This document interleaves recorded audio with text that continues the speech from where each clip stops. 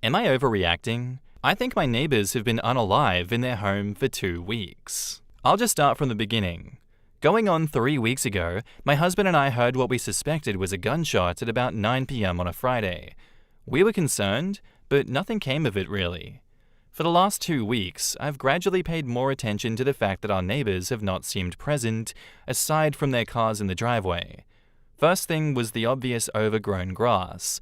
We have an HOA, so this is not really something that just happens from time to time. Next, we noticed that their cars have stayed parked in the driveway in the same backed-in, staggered position. My husband and I come and go frequently, so we should have definitely seen them leave, arrive, or even just change the positioning of their cars, similar to the past. Also, their assumed kitchen window is across from our bedroom window, and I've noticed the light of that room is always on. Morning, midday, night, it is always on. Lastly, they didn't take their trash this week. I know this doesn't have to be done every single trash day, but I definitely noted that they hadn't taken it to the street or even filled their outside can. I contacted our local police department and they came out. All accessible doors and windows were locked and unable to see inside. The officer noted he could hear what was obviously a TV, but no one answered, and there was no obvious signs of people present. The officer told me to keep an eye out for any changes as well as no changes at all. And that was it. I've tried to find the neighbour on social media to see if they may be on holiday, but I have absolutely no luck even finding any kind of profile. So, could I be overreacting? In the comments, Moonferret says, "We had a neighbour dead in his house all summer. There was a reason that no one realised it. The house had been foreclosed on, no utilities, so many reasons. And they had a pool that hadn't been used or cleaned in years before that summer. Every once in a while you would get a whiff of something, but we assumed that it was the effing pool that we couldn't get the county to come out and treat for mosquitoes. I ended up buying the treatment tablets in bulk and heaving them over the fence into the pool. The final straw was walking one day and realizing that the inside of the basement windows were completely covered in flies. Completely in flies. If the house was empty, where were they coming from? His body, it turned out. So yeah, keep checking. We actually had a guy take himself off after everything was taken away from him. If there were dead people inside a house, there were usually flies. Suddenly everyone is seeing a lot of flies. Damn, where are all these flies coming from? And there should be a smell, especially if it's warmer weather. Something the officer should notice if he got that close. Flies and smell. OP says, "My husband told me about a coworker that did a flip on a house that had a dead man in it for 3 years. He was retired and his bills were all on autopay.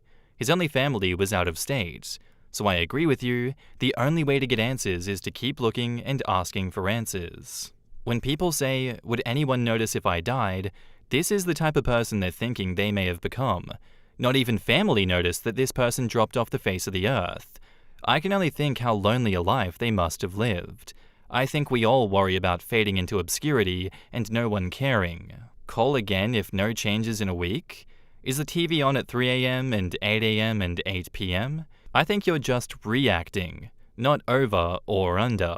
OP replies, "I do plan to follow up.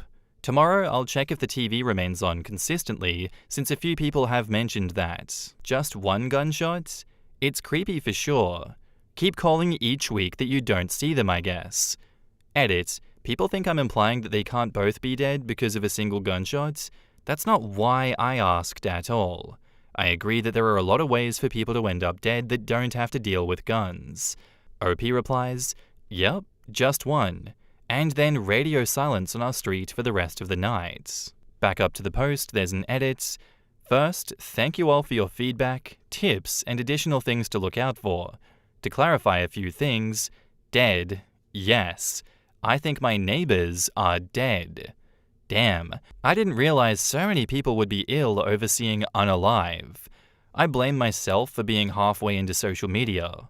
Next, when I initially called the non-emergency line, I did mention the supposed gunshots. I also mentioned it again when I spoke to the officer who came out. I specifically asked for a well check when I called. As far as how the police handled it, I'm not sure what I'm supposed to do about that. For clarification, we live in Texas. Gunshots and fireworks and random-ass noises are not unheard of. When no other neighbours seemed to be concerned, I chalked it up to someone trucking around. Aside from that, I posted on our Ring app group and others were saying the possibility of fireworks was significant since they had been happening in the neighbourhoods nearby. We did knock on the door, different times throughout the day. No movement, no noises, no changes in lights. I did reach out to who I thought was our HOA, and after hearing the story, she informed me that we're actually under new management and gave me that number with urgency. Their office was closed for the day, so I plan on trying again today. I'll update when there is actual developments. I'm just gonna go out and say that this probably was murder, OP. It sounds like this was murder, and then the other guy just logged out of life as well. To me, that's the most likely situation that's going on here. He was probably cheating on his wife. She probably confronted him about that. There were potentially words exchanged over, "Oh, I like fillet of fish. I don't like fillet of fish. They're disgusting." One thing led to another, and gunshots were exchanged. That's got to be what's happened here. But no, in all seriousness, I think you're doing a good job here. If it does turn out that that is the case, I think the family of those deceased would very much appreciate it that they weren't sitting in the house for too long. I know you may be painted as a nosy neighbor by some people and say, "Oh, you're overreacting, what's wrong with you?" But if it were me in the neighbor's situation, I'd like to know that someone cared, even enough to be nosy and annoying. Update. I'm sorry to keep you all waiting. I feel like I was in the Twilight Zone, y'all. Turns out, my neighbors were not dead in their house next door. Basically, where I left off, I was going to contact the correct HOA for our community, and I did. The lady that I spoke with was kind of shit for help until she realized she was able to see the owner's name and had access to his email. She promptly emailed him after I expressed all of my concerns. Now, I'm not gonna lie, I really had a moment where I thought maybe the landlord, owner of the house, had killed them. He came over to the house today after I talked to the HOA and wasn't there long. He made sure to turn off the lights and TV. Another 2 days went by and nothing more seemed to change, until, all of a sudden, one of the cars in the driveway was gone. I was so confused. Eventually the car returned, however, still no one would answer the door. I'm thinking the landlord was putting on this facade because he knew someone was watching. Again, Twilight Zone here. Anyways, a few more days go by and an extra car is parked on the road. A woman and children are leaving as I'm arriving home. So I call out to her and ask if she's spoken to the people who live there. She was the woman/neighbor's sister, and turns out the woman that occupies the home was in a horrible accident. She was reluctant to give any details, and honestly, I didn't want to pry. So all I asked was if her partner was okay, to which she responded, he will no longer be living here with her. I thought that to be a bit odd since his car is still there. Jail, maybe? Anyways, the grass still hasn't been cut, and the trash still hasn't been out. I'm not sure the state she's in, so I'm considering offering to help her out, or at least take her a meal. But I'm also feeling insecure about the fact that I feel like an effing idiot. How do I tell her that I'm glad you're not dead when she actually did almost die?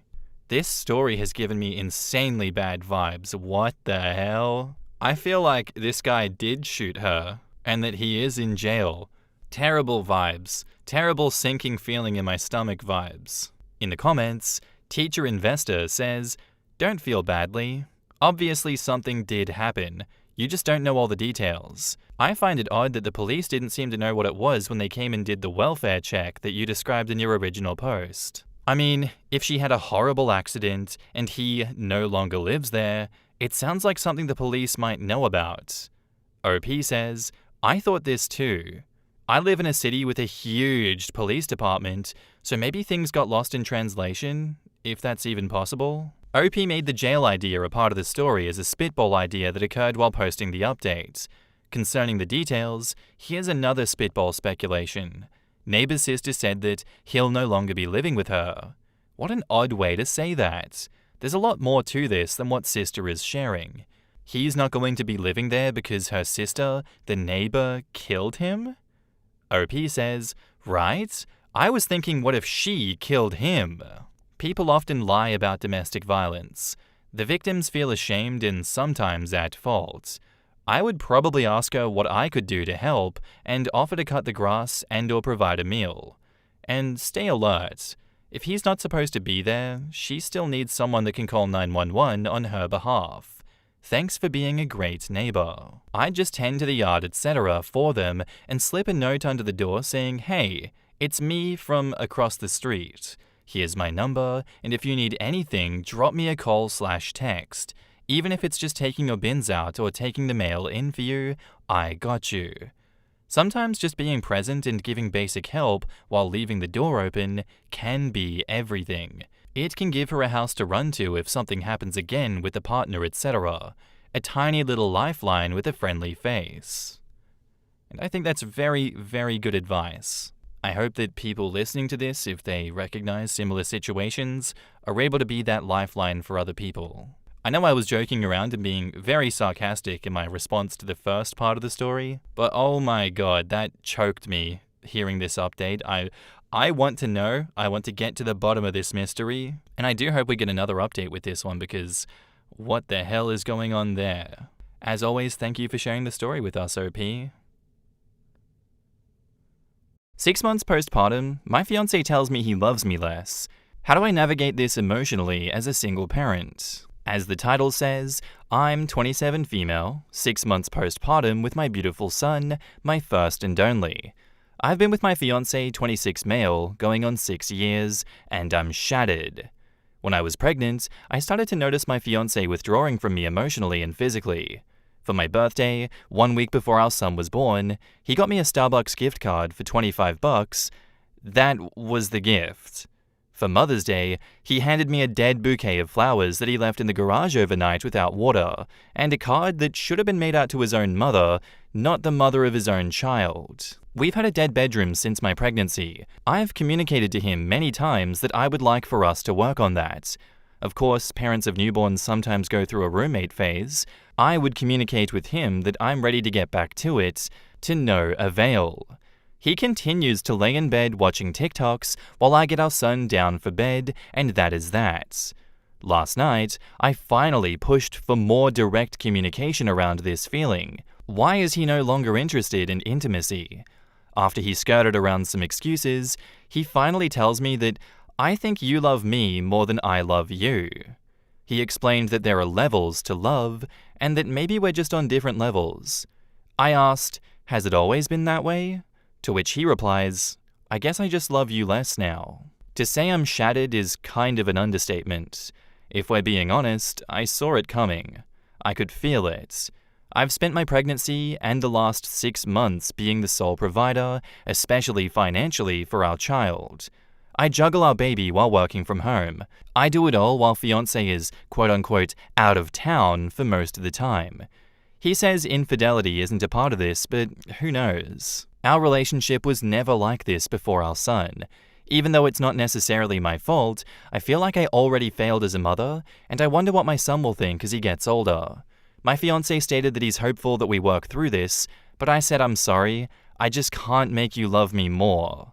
What's been said can't be unsaid, you know? 6 months postpartum, and I'm about to be a single mum at 27. In the comments, someone asks, why do you think that you failed your son?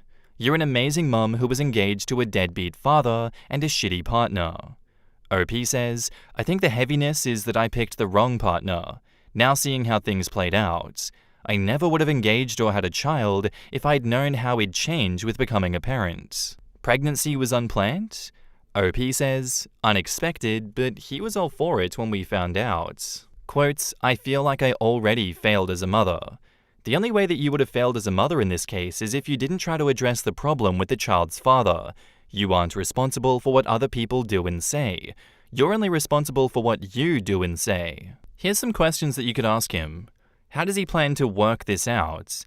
I mean, I'm not even in your situation, and I could name a few things off the top of my head. Spending more alone time together, have somebody babysit, by going on dates, be more involved in listening to you talk about life besides mother talk to a therapist, etc. If he did want to work things out, then how come he made no actions or efforts and remained passive until you brought it up? I mean, I can't say I want to be a professional sports player and then expect any good results while not practicing. OP replies, "Hey, thanks for your reply. I do make an effort to plan a date night here and there. Thankfully, my mum gladly watches our son, so we can do. But it's not really quality time. He's always on his phone, taking calls for work, and his dad, whom he works with. I think he was fine with complacency. He lives with me rent-free. I'm financially supporting our son mostly by myself. I never expected this to be the dynamic. He just doesn't step up. He owns his own business, but he puts all the money back into it, always complains about being broke, etc. He's basically getting a free ride, so I imagine that he wouldn't want to bring it up. Why are you letting him live rent-free? He needs to help you and your son financially." And OP says, "We live with my mum, who doesn't charge him or us rent. We live in a high cost of living area and weren't living together when I initially became pregnant. He works for his dad, lives rent-free with you covering all the bills, and yet he's 1, out of town for work, quote-unquote, 2, always broke? This doesn't add up. Literally. Is his dad not paying him?" OP says, "So he owns the company and his dad works with him. They blow money on equipment for the business, hotels for travel, etc. They blow money before it even hits their accounts, honestly. If your partner works out of town, then why are you the sole provider financially for your child? Does he do any hands-on parenting at all? Spend any time with the baby? Loving you less is a quite vague position. I could hypothesize a number of reasons why he may feel an emotional shift. Some people find that the arrival of a child causes them to view their partner as a mother and not an object of sexual desire. If he wants to work through it, couples counseling could assist." OP says, "He supposedly puts all and any profit back into the business, but I know for a fact profits are low because he and his dad blow the money on equipment, etc. He's not that hands-on. I have to basically ask him to babysit so I can take a bath or shower. He just props our son in a baby chair and sits on his phone. It's pathetic. I'm not sure couples counseling would be good for me. I'm pretty checked out mentally and emotionally now that he told me that he loves me less. If I'm honest, I don't think it can be repaired." In this situation, I don't really know what else you could have done, OP. I'm sure if we want to get technical, there were maybe other things that you could have tried to fix the relationship, but really, I feel like you did everything that was reasonably expected of you to get to the bottom of this and to find a solution with your partner. It sucks that he is such a deadbeat dad, and there's so many of them out there like that. There's a lot of deadbeat mums as well, you know, I won't discriminate. There's plenty of deadbeats, regardless of gender out there. But really, I guess you were lied to about who this person that you want to marry was. It took until you had the child for him to show who he really is. And that's not on you for picking the wrong partner. If you went to go buy a delicious cheeseburger meal at McDonald's, you check the bag and you're like, yep, that's a delicious cheeseburger, wrap it up, and on the way home, you wait to open it to eat it, and then you go look back inside and all of a sudden it's transformed into a disgusting fillet of fish. You didn't pick wrong. You ordered exactly the right thing, but it turned out to be something else. The real man here was hiding in plain sight. You unfortunately got. You were played like a fiddle. Lots of people are played like a fiddle. And yeah, it does suck that you have a child with this man now, but that's life, unfortunately. Just got to make the most of it. Got to move on, get rid of him, get that child support, and look forward to better things. Update. First, I want to thank everyone who commented on my original post. I mostly posted to vent, and I'm really glad that I did. Now for the updates. I decided to rip the band-aid off and end things. The engagement is ended, the relationship is ended, all of it. After dinner, our son was taking a nap, and I asked my fiancé when he planned on moving out. Long story short, I had him pack a bag and stay elsewhere tonight. He'll start packing his belongings tomorrow. I realized that I can't do this. I can't forgive being told that he loves me less. That's not the example or standard that I want to set for my child as he grows. Love isn't something that you need to beg for, work for, or pretend. To make it worse, I asked my fiancé if he felt this way when he got engaged last August, to which he said, yes, I've just been lying to myself. This man had a baby with me and knew, possibly beforehand, that his heart wasn't in it. but didn't have the guts to tell me. So here we are, 6 years down the drain. I'm not sure if the reality of a child hit him, if infidelity is involved on his part, or if he lost attraction to me in the process of being pregnant. Could be all of the above, but I'll never know. And that's okay. I'm the primary provider for our son, and that won't change. Our son, who is 6 months old, will remain living with me full-time, and fiancé is welcome to visit son.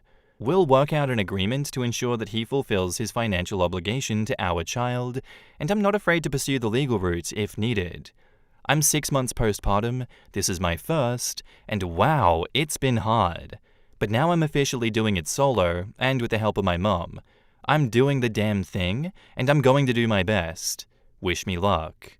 Thank you to everyone for the words of encouragement. In the comments, quote, I'm not afraid to pursue the legal route if needed. I strongly suggest you have a court-ordered child support/arrangement worked out now.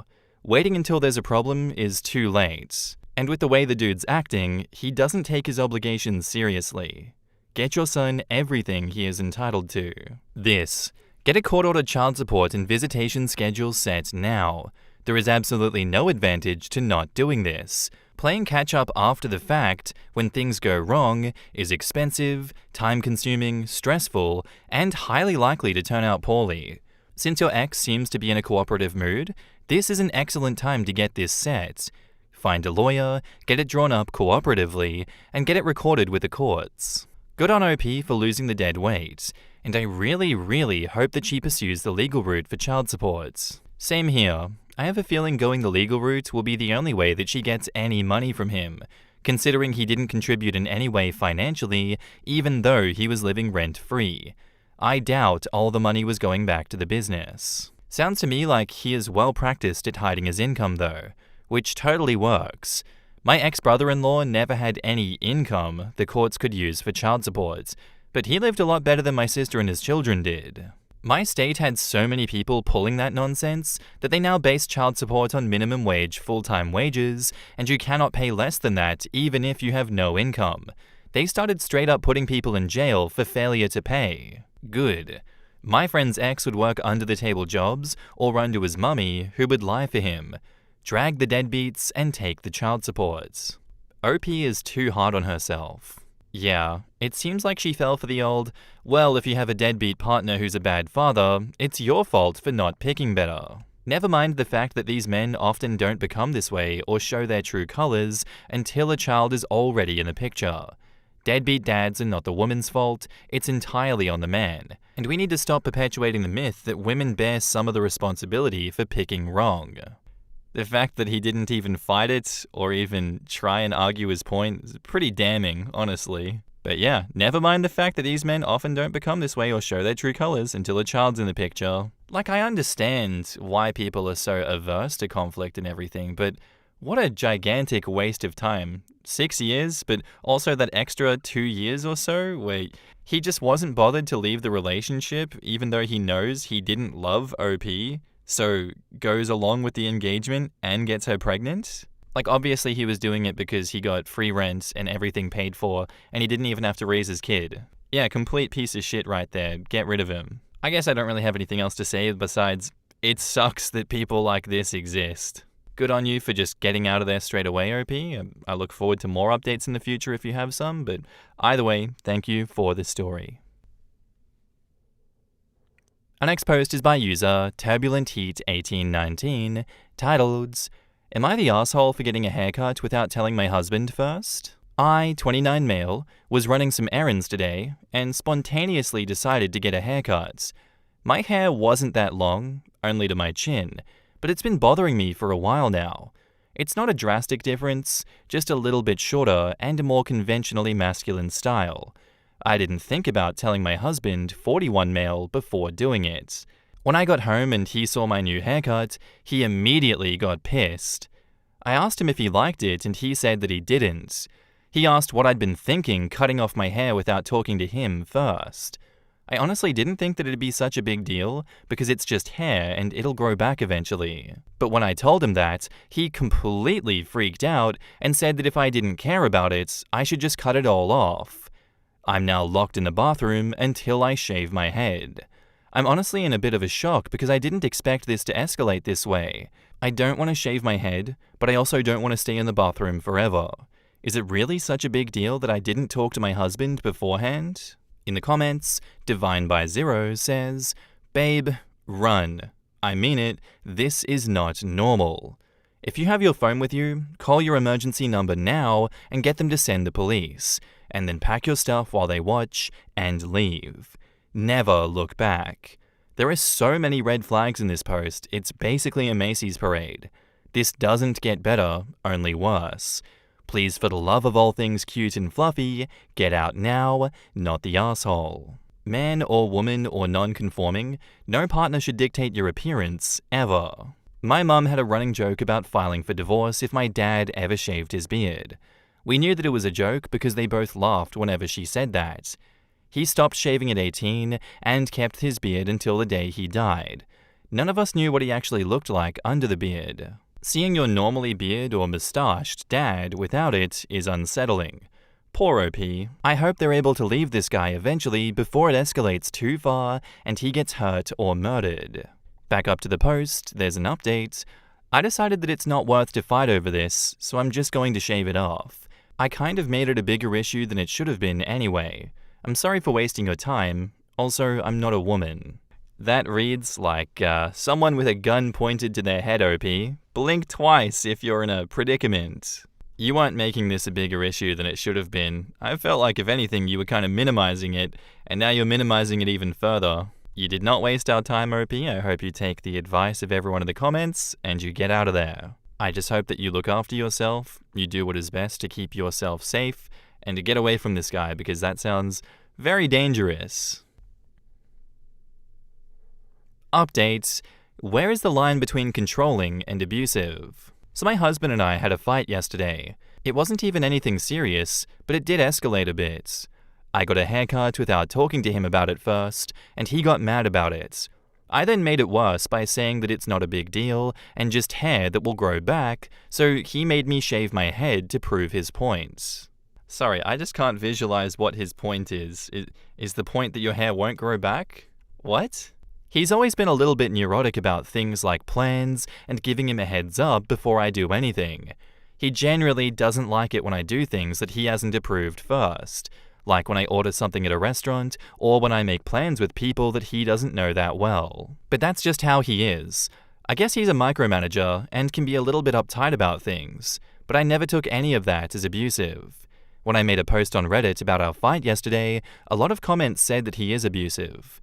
I don't think I'm being abused though. He never gets violent with me or forces me to do things that I don't want to, but it got me thinking that maybe there are things that I should look out for in case he ever changes. In the comments, controlling is abusive. You're allowed to do whatever you want with your body, like cut your hair, order and eat whatever food you want, see who you want, and go where you want. You don't need permission. Your husband is extremely abusive. You said that he never gets violent and doesn't force you to do things that you don't want. That's a delusional lie that you tell yourself. What would he have done if you had refused to shave your hair? I guarantee you that he would have held you down and done it himself. I'm also guessing that you didn't want to do it, so yeah, he does things to hurt you, and he definitely makes you do things that you don't want. And the latest updates, I left, and I'm not sure how I feel about it. So I just wanted to let you know that you were right.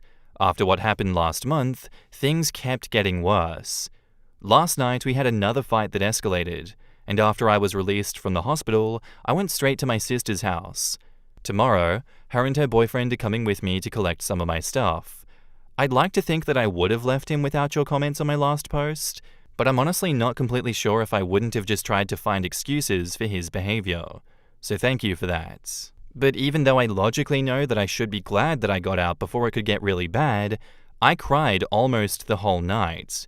I just can't help but feel that maybe I did overreact and should give him another chance. I won't do it, but it's just a bit overwhelming at the moment. In the comments, Smart Quokka says, "This is how it generally starts. One small thing leads to another, and then the demands slowly grow, as does the rage." I don't disagree with you, but for the sake of clarification to the broader audience here, I want to state that locking someone in a bathroom until they shave their head is actually a huge effing deal. Poor OP really minimized it. He minimized it to the point of saying he never forces me to do things that I don't want to. He didn't force me to shave my head. He just held me captive until I did it. It's totally different. I'm so relieved that OP is away from his abuser, and I hope his posts and the responses to them will help others identify red flags in their own relationships and get out early. The brainwashing in abusive relationships is real. It really is. My ex replaced the lock on the bathroom door with a fisherman's rope. She said that it was seaside rustic, and then wanted to know why I was so desperate to lock myself away from her. By the end of the argument, I was apologizing to her for being boring and not interested in design, and promising to do more decorating for her. But it had started because I was frustrated that I couldn't even have a bath in peace because the door no longer closed properly. Yikes. I'm glad that he got out, but I'm sorry that it took a trip to the hospital for him to see that he was a victim of abuse. Man or woman, that can be the tipping point for a lot of people. Unfortunately, because a lot of people are still in the mindset of, well, they didn't beat me, so it's fine. And added to that, there's extra social stigma for male domestic violence victims as well, of which I'm sure are different if it's a male partnered as opposed to abuse from a female partner, which is often not taken seriously. I'm just glad that OP got himself out of there, and I hate to say it because I generally don't like slagging off age gaps in relationships and making assumptions because the internet only hears mostly about the worst cases. But as soon as I saw it, I wasn't surprised in the slightest. Yeah, look, I didn't immediately jump on the 29 and 41-year-old age gap there. I usually only really jump on that when the relationship starts around the teen years because I believe that you can have age gap relationships when they start later in life. I think that's fine. But I do think as well, definitely in this situation, that the age gap only helped exacerbate the problems in their relationship and helped exacerbate the abusive partner's behaviors and actions. They have 12 years of trial and error of abusing other people, I'd imagine, before this relationship, so seems that they did a pretty good job at it. As everyone else is, I'm very much glad that OP got out of there, and it sucks that a trip to the hospital was the tipping point and that you couldn't have realized earlier. Not to blame you, but it's like, to me, it's crazy that abuse is so insidious and it puts you in such fog that until you're like on the brink of serious threats of violence and death, that's when you're like, oh shit, this is actually abusive. Regardless, I'm glad that you listened to the comments on those posts, OP, and you're advocating for yourself here. That's very good news. I hope your partner stays gone out of your life, but looking forward to more updates in the future of what happens and how you manage to deal with this situation, good or bad. I think it would be a lot of help to other people that are in similar situations. But as always, I'm hoping for the best, and thank you for sharing your story with us. Our next post is by user ctreacle7062, titled, "Am I the asshole here for not wanting to lower my daughter's standard of living for her stepsister? Me and my ex-wife divorced around 5 years ago when she came out as lesbian. We're still really good friends, and we're both confused about what to do here. Around 2 years ago, she got married to Linda and her daughter Mia, 12 female. Confusing wording. She didn't also get married to the daughter. It's a very weird way to word that, OP. My daughter Anne is currently 17 years old. I've worked hard for the career and income that I have, and I'm not ashamed to want Anne to enjoy it. As such, I give her a relatively large allowance.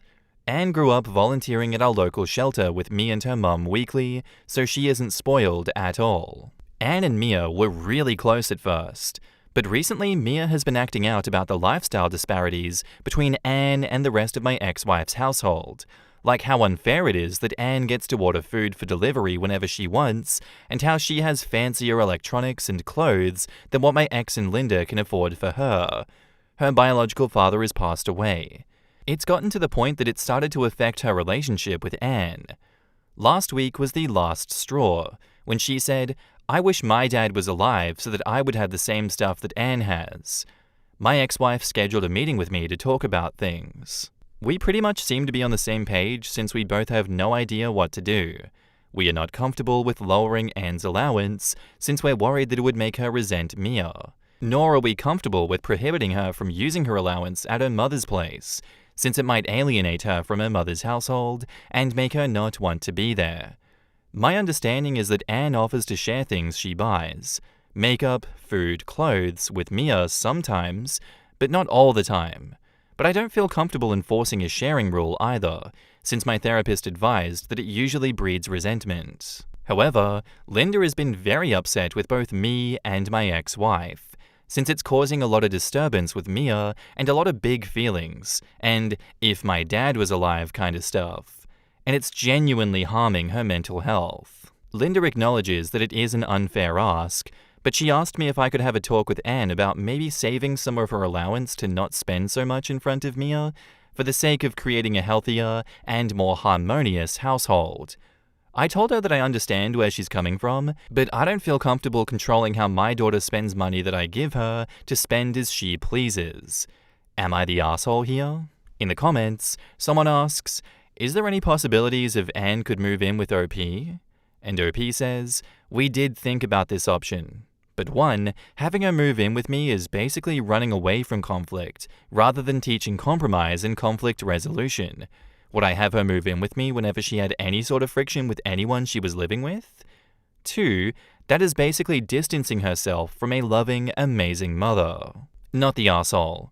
5 years is a big age difference between the girls. Mum of the 12-year-old needs to have a conversation with her. It's not fair that the 17-year-old has to hold back for a 12-year-old. She's older and has more privileges. And if it's affecting the 12-year-old's mental health, and maybe she's regressing in her grieving for her dad, then she needs to be in therapy. The 17-year-old isn't responsible for her mental health and shouldn't be made to feel the way she is. OP says, yeah, see, this is the hard part. I want to strike a balance between you're not responsible for the feelings of others, while simultaneously communicating that you should still care about the feelings of those close to you, as kindness, mindfulness, and consideration are good qualities to have. Not the arsehole. The allowance you give to your daughter is none of Linda's business. Your daughter is 5 years older than her daughter, so there should be nothing to be surprised about the fact that she gets more pocket money. Not the arsehole. It sounds like a Mia and Linda issue. The way you and your ex-wife decided to co-parent and raise Anne is entirely your decision. Linda needs to address Mia's issues with her. It would be unfair to punish Anne for Mia's expectations. I agree. Your daughter deserves what she receives from you, OP. Linda should make Mia understand that she won't be able to get things her way, not the asshole. I agree with that. I think that's entirely on the parenting of your wife's partner.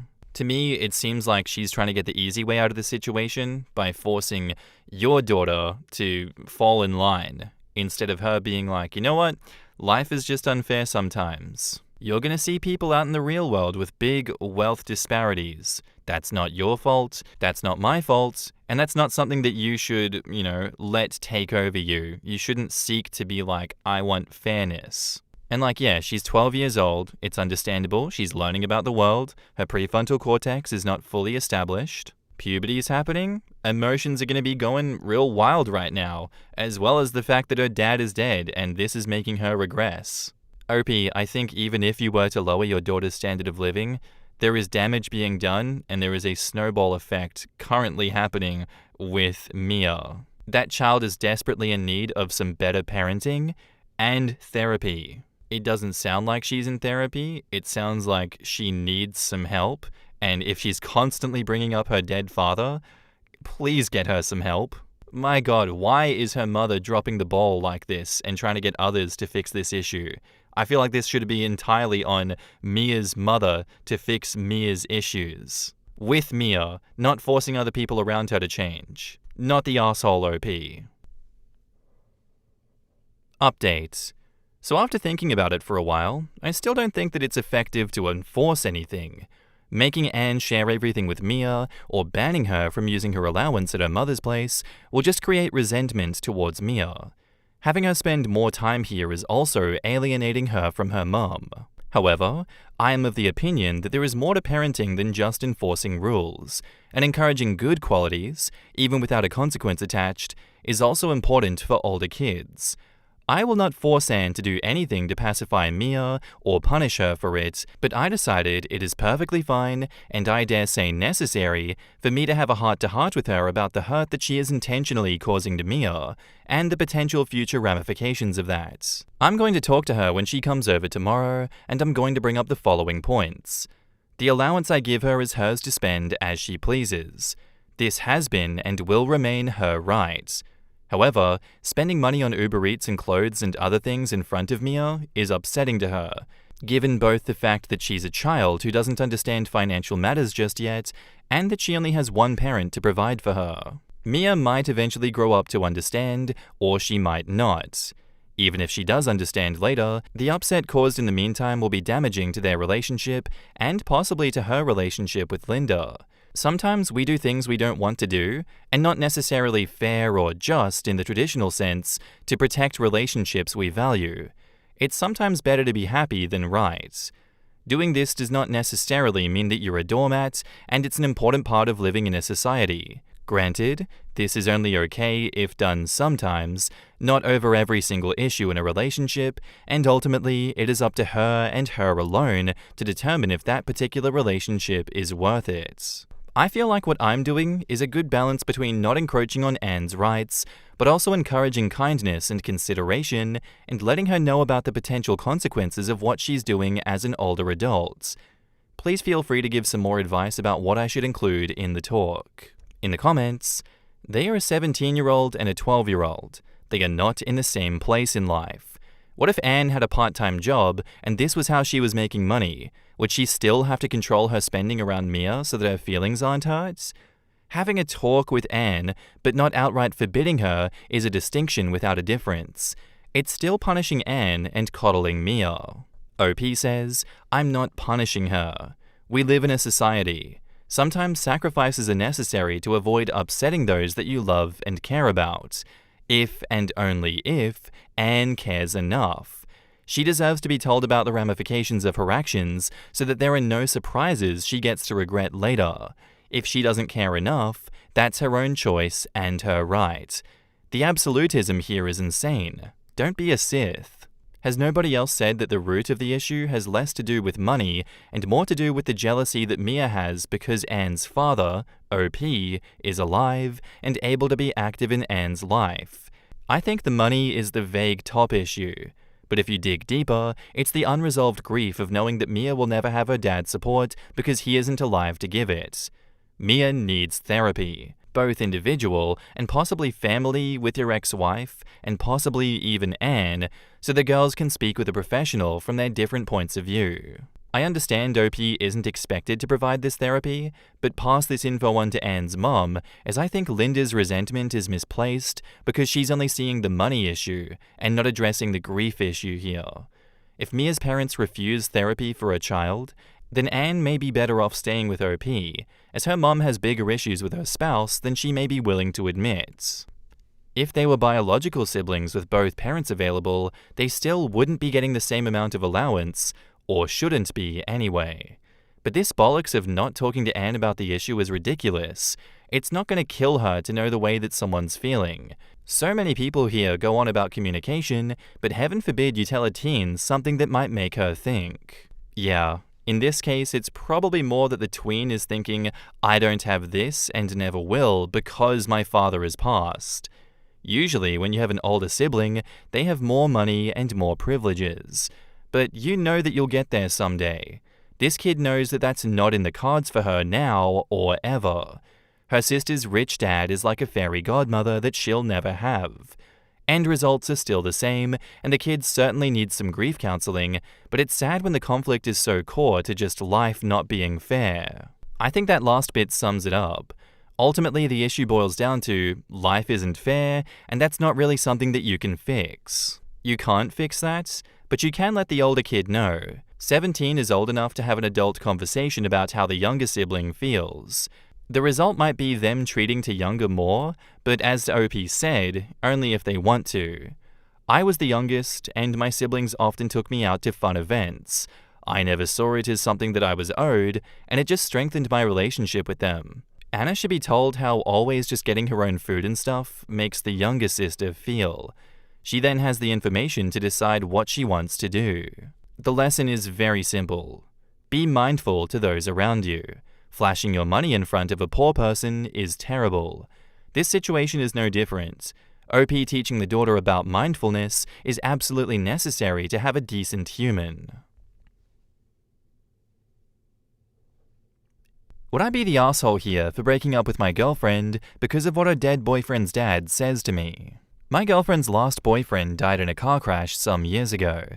My girlfriend told me about this when we became official.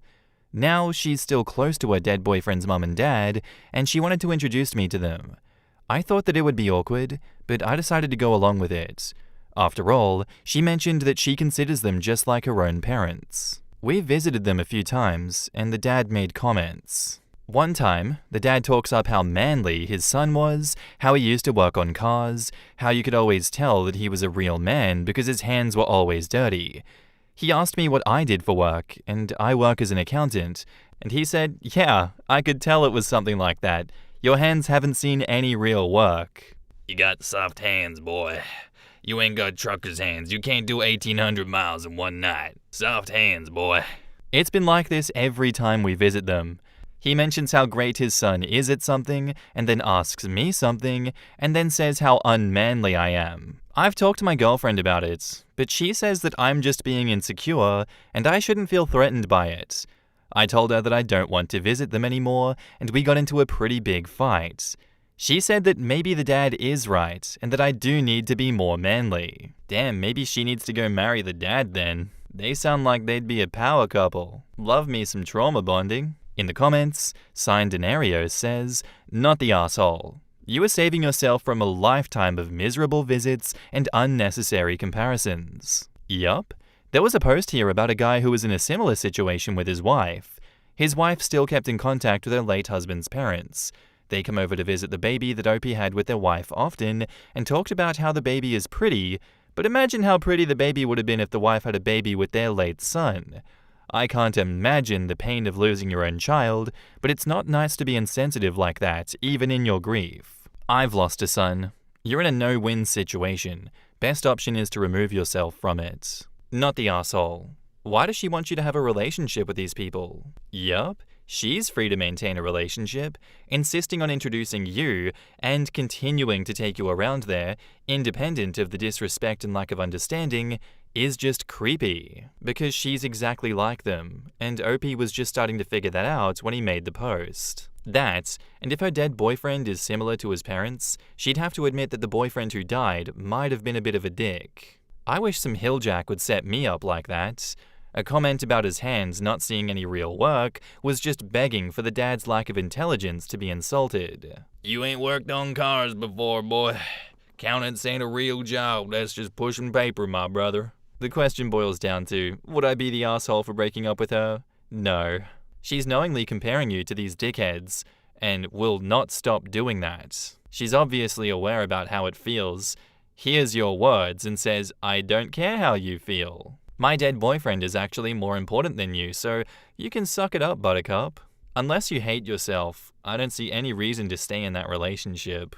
That really is just prolonged torture, where people will just keep bullying you and writing off your feelings. I don't see any reason to stay. Not the asshole for breaking it up. You should have done that yesterday. Update. I broke up with her. After talking to some friends and reading through some of your comments, I realized that this kind of behavior from both the dad and my girlfriend was unacceptable. I didn't say anything to the dad since I hadn't gotten a chance to see him since the last time. Anyways, I think I gave them slack due to the tragedy of what happened, but I think I gave them way too much. As harsh as this sounds, I am so relieved that I won't have to hear about her dead boyfriend ever again. I feel great, to be honest. In the comments, Allison says, it's not harsh, and as long as she sees it as acceptable to keep putting partners in that position, this will keep happening to her. It's perfectly fine for her to keep a relationship with them. It's not okay for her to try to force a relationship between who she is with and them. Any guy that she brings around is just a painful reminder of what they lost, and the father clearly cannot handle this in a pleasant way. She will either find someone who doesn't have the self-respect to stand up for themselves, someone who demands that she breaks off the relationship, or repeat this cycle until she finally gets a clue. It's not harsh to say that you're glad that you don't want to hear about him anymore. You were forced into a position to feel that way. Good job. They were taking out their grief and sorrow onto you, trashing you as compared to her ex. No one should be willing to put themselves through that. What was her reaction? Did you cite the comments about her ex as the main reason? OP says, I did. I told her I was tired of her father-in-law, quote unquote, talking to me that way, and her taking his side. She didn't apologize or anything. She said I was overreacting and we could talk about this. I told her that I'd already tried. She told me that I should just leave then, and I did. She needs therapy. Thank God you're out. She's just going to be sorrowful for the rest of her life. The dead ex will become more and more the perfect fantasy guy that no living guy can match. She very much needs to get therapy. The asshole in me would be like, yes, Brad, I know that your son Chad was more manly than me and better at working on cars than me, but you know what I'm better at? Breathing. That's true. Then you gotta hit him with the facts don't care about your feelings, Brad. That'll rile him right up. His hard hands won't be able to deal with that one. He mentions how great his son is at something. You mean how great your son was? My asshole haunches would be overheating too. Yeah, I heard he was good at fixing cars. Too bad he wasn't better at driving them. Thanks for the dinner. Girlfriend, don't call me. I wonder how many boyfriends she'll bring around until she realizes the dead boyfriend's dad is the issue. This chick's gonna die alone at this point. There's a chance that she may never realize the dad's the problem.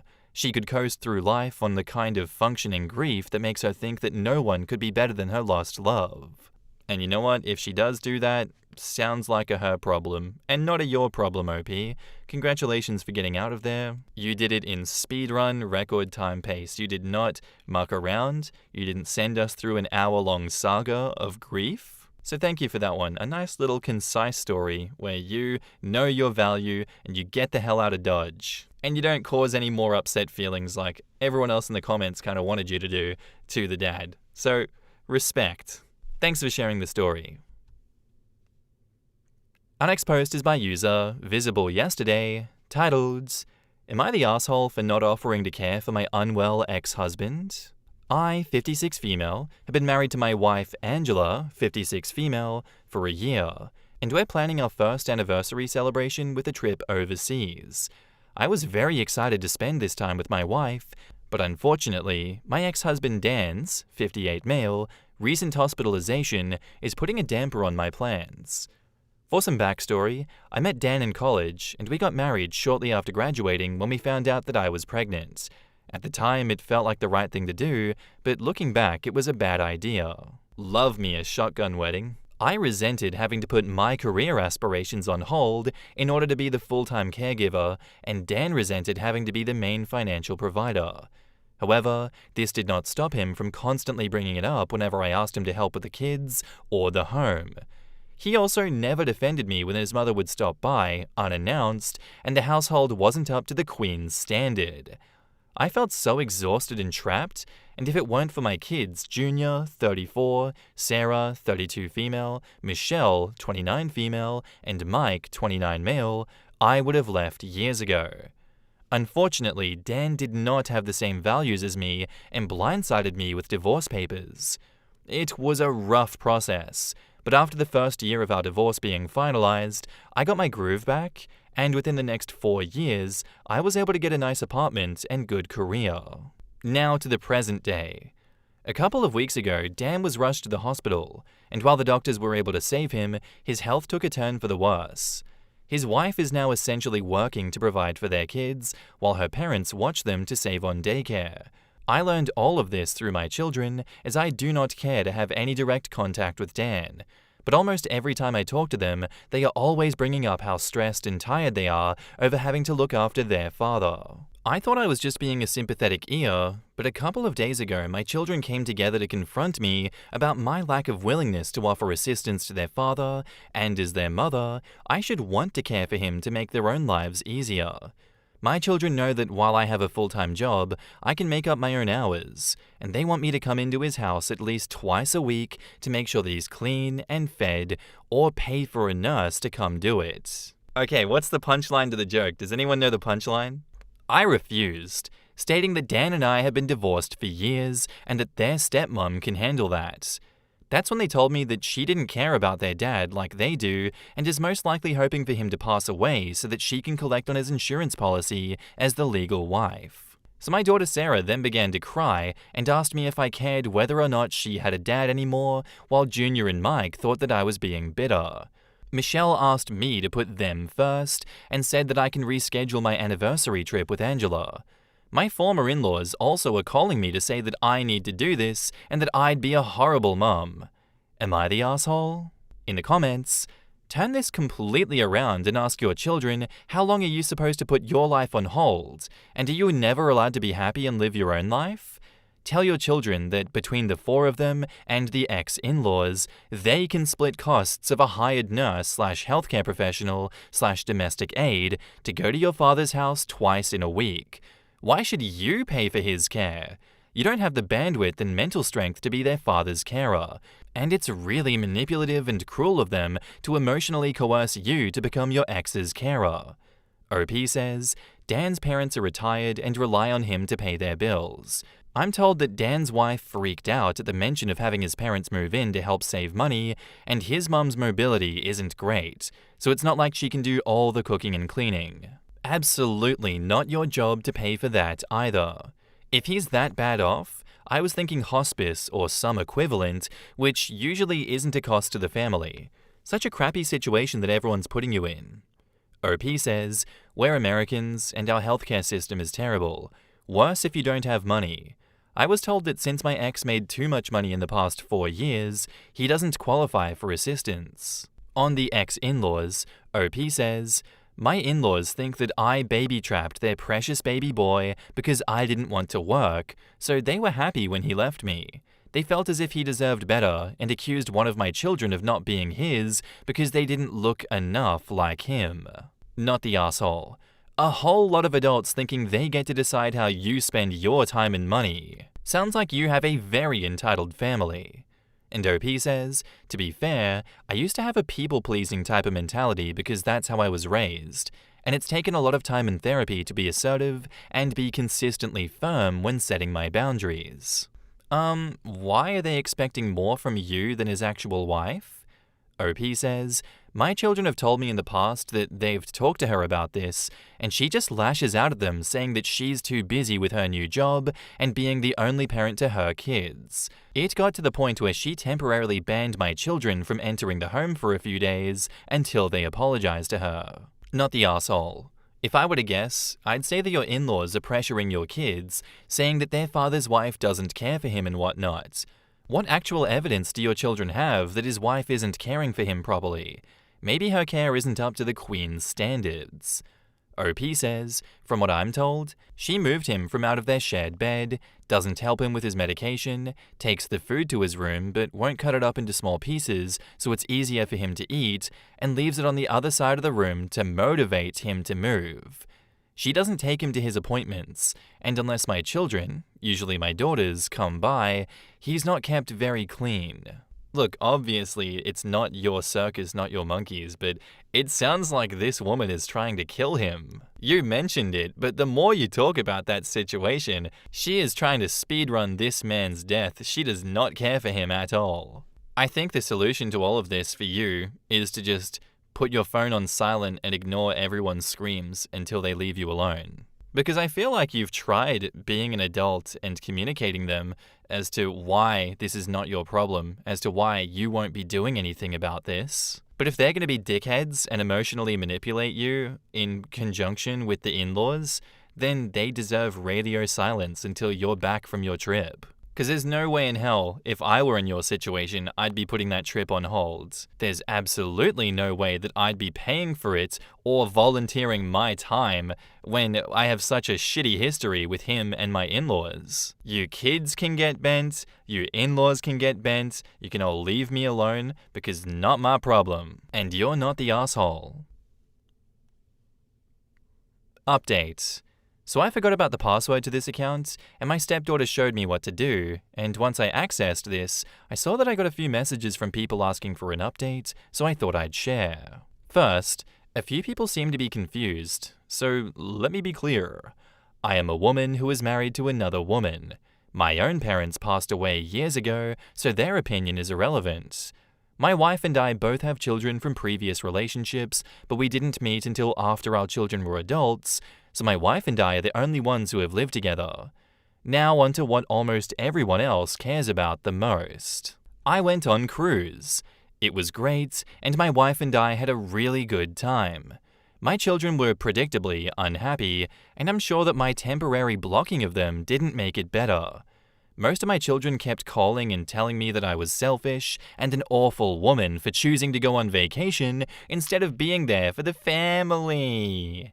But, like many of you have stated, I reminded them that their father divorced me, and therefore my obligations to him ended. If it were any of them that had a medical need, I would cancel without question, but I would not for their father. I thought that I could leave it at that, but because they kept calling and texting the first 3 days of the trip, that is when I decided to block. Unfortunately, my ex's health took a turn for the worst, and he had to go back to the hospital, and his lack of proper care triggered an investigation. I didn't know any of this until I unblocked my kids the day I got back, and some of them blamed me. Honestly, I'd scream at them. I'd say, piss off. How is that my fault? There was 4 of you and in-laws, and all of you guys allowed this to continue? Genuinely, who the hell do they think they are for saying that? I've come to the conclusion that they're all just mad at the situation, and I'm a convenient villain. I've accepted this because I can understand the fear and anger of facing the idea of losing a parent that you love. I just hope that one day we can all sit down with a family therapist and mediate the situation. However, this did start to trigger my past tendencies of sacrificing my own happiness and well-being for my children.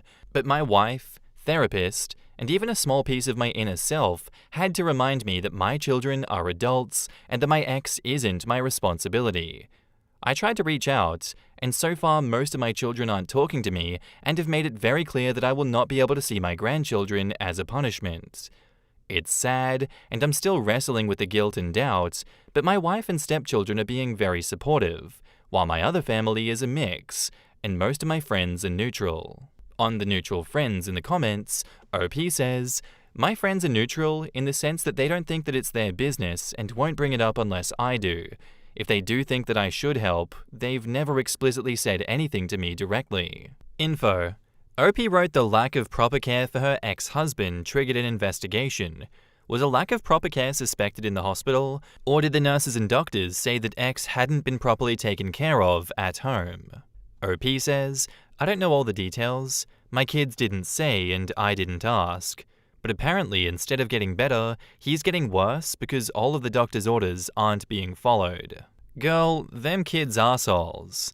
OP says, "I honestly think that it's partially my fault because I raised them to believe that mothers should constantly sacrifice for their kids no matter what. So that's what I did, and it's what they expect." Why aren't the kids helping him? OP says, "To be fair, they were helping him out in the beginning, but they've had to take time away from work and their own families to help their father, and the pressure is starting to get to them. I live closer and have much more free time than they do, and I did raise them with the expectation that I would always sacrifice for them when they were growing up." On what caring for him would have meant, OP says, "Not just check on him, but actually take care of him. Feed him, wash him, give him his medicines at the appropriate times, help him with his exercises, etc. It would practically be a full-time job, and they wanted me to do it nearly every day, as if I don't have a job of my own. Why is it always so easy for people to volunteer someone else's time, effort, and pain?"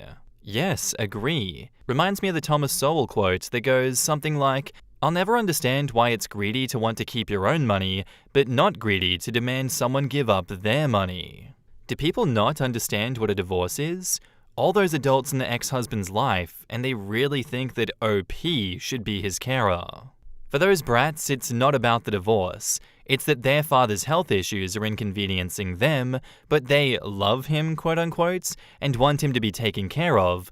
So for them, the appropriate person to do it is their mother, who always sacrificed everything for them. They see their mum as a convenient slave, basically, who should follow their whims to make their lives easier regardless of her own well-being. It sounds like the spineless husband cheated on her, and they don't even care. I could see my son thinking that way. If one of his divorced parents were to be suffering, he would want the other to step up and save his parent. How could he not? However, my son is also 11 and a literal child. OP's kids have some maturity to catch up on. My kid is now 18 and has recently started thanking me spontaneously for all the things I do. It's really lovely. At 11, they just assume that everything is supposed to be the way they have it. But over time, they learn that not everyone gets attentive and supportive parents. Quotes, I reminded them that their father divorced me, and therefore my obligations to him ended. This is what I would have said, and it's 100% correct. They seem to think that their mum is a servant they can call upon and take advantage of. And when they can't manipulate her, they punish her by taking away access to the grandchildren. They seem to have picked up their character traits from dear old dad. OP should play the long game and give no quarter. Don't turn on the kids, but grey rock them and block where needed. If dad does not make it, the kids are going to enter the find out phase. Stepmom who wants nothing to do with them, and mum they alienated with unreasonable demands. How much do you want to bet that the will leaves everything to stepmom? I'm willing to bet $1 gorillion. It's insane to me that all these kids are pushing 30 and still acting like this is OP's problem. And now they're keeping the grandkids away because she won't do what they want. I would also grey rock them and block those kids, like the commenter mentioned. It really doesn't sound like the father has that much time left anyway, especially if he's not been given his meds. I don't know how they can see all of this going on and not turn their anger on the stepmom, when it should be obvious to these pushing 30-year-olds that shenanigans are afoot and they are being played. I would be lawyering up, getting my mum on my side, and seeing what the hell the will says. Obviously, if you're the kids, look after the dad in the meantime and do what you can. But I think from my point of view, they're doing everything wrong, and this is only going to bite them in the ass in the future. Looking forward to another update, but I'm not expecting one, OP. Thank you for the story. Posted by user WonderfulClass4280, titled, Would I be the asshole for asking my girlfriend to sign a prenup? Hey, so I, 26 male, have been dating my girlfriend, 25 female, for a little over a year. And so this is something that my mum and some friends have mentioned to me. I have a great job and make about $95K a year, have a comfortable savings account of a few thousand, I own my house and 2 cars, 2012 Acura MDX and a 2015 Cadillac ATS. I also make $1,200 a month in rent. She currently works part-time at a bar. She's mentioned before about me adding her to the title of my house, to which I told her that I would not, as she doesn't contribute anything to it. I purchased my second car 2 months ago, as the first one was paid off. I told her she could drive my old car, but she wanted me to sell it and use the money to help her buy a car for her. I also declined this request, but instead offered to help her buy a cheaper car off buy and sell, as I'm not sure how my new car would fare in the winter. She's gotten really upset about those 2 instances. She also asks for designer handbags often, like $3,000 a piece, to which I say no, as I feel like it's a waste of money. It's not that I have a problem spending on her, as smaller gifts that are more reasonable I have no issue with.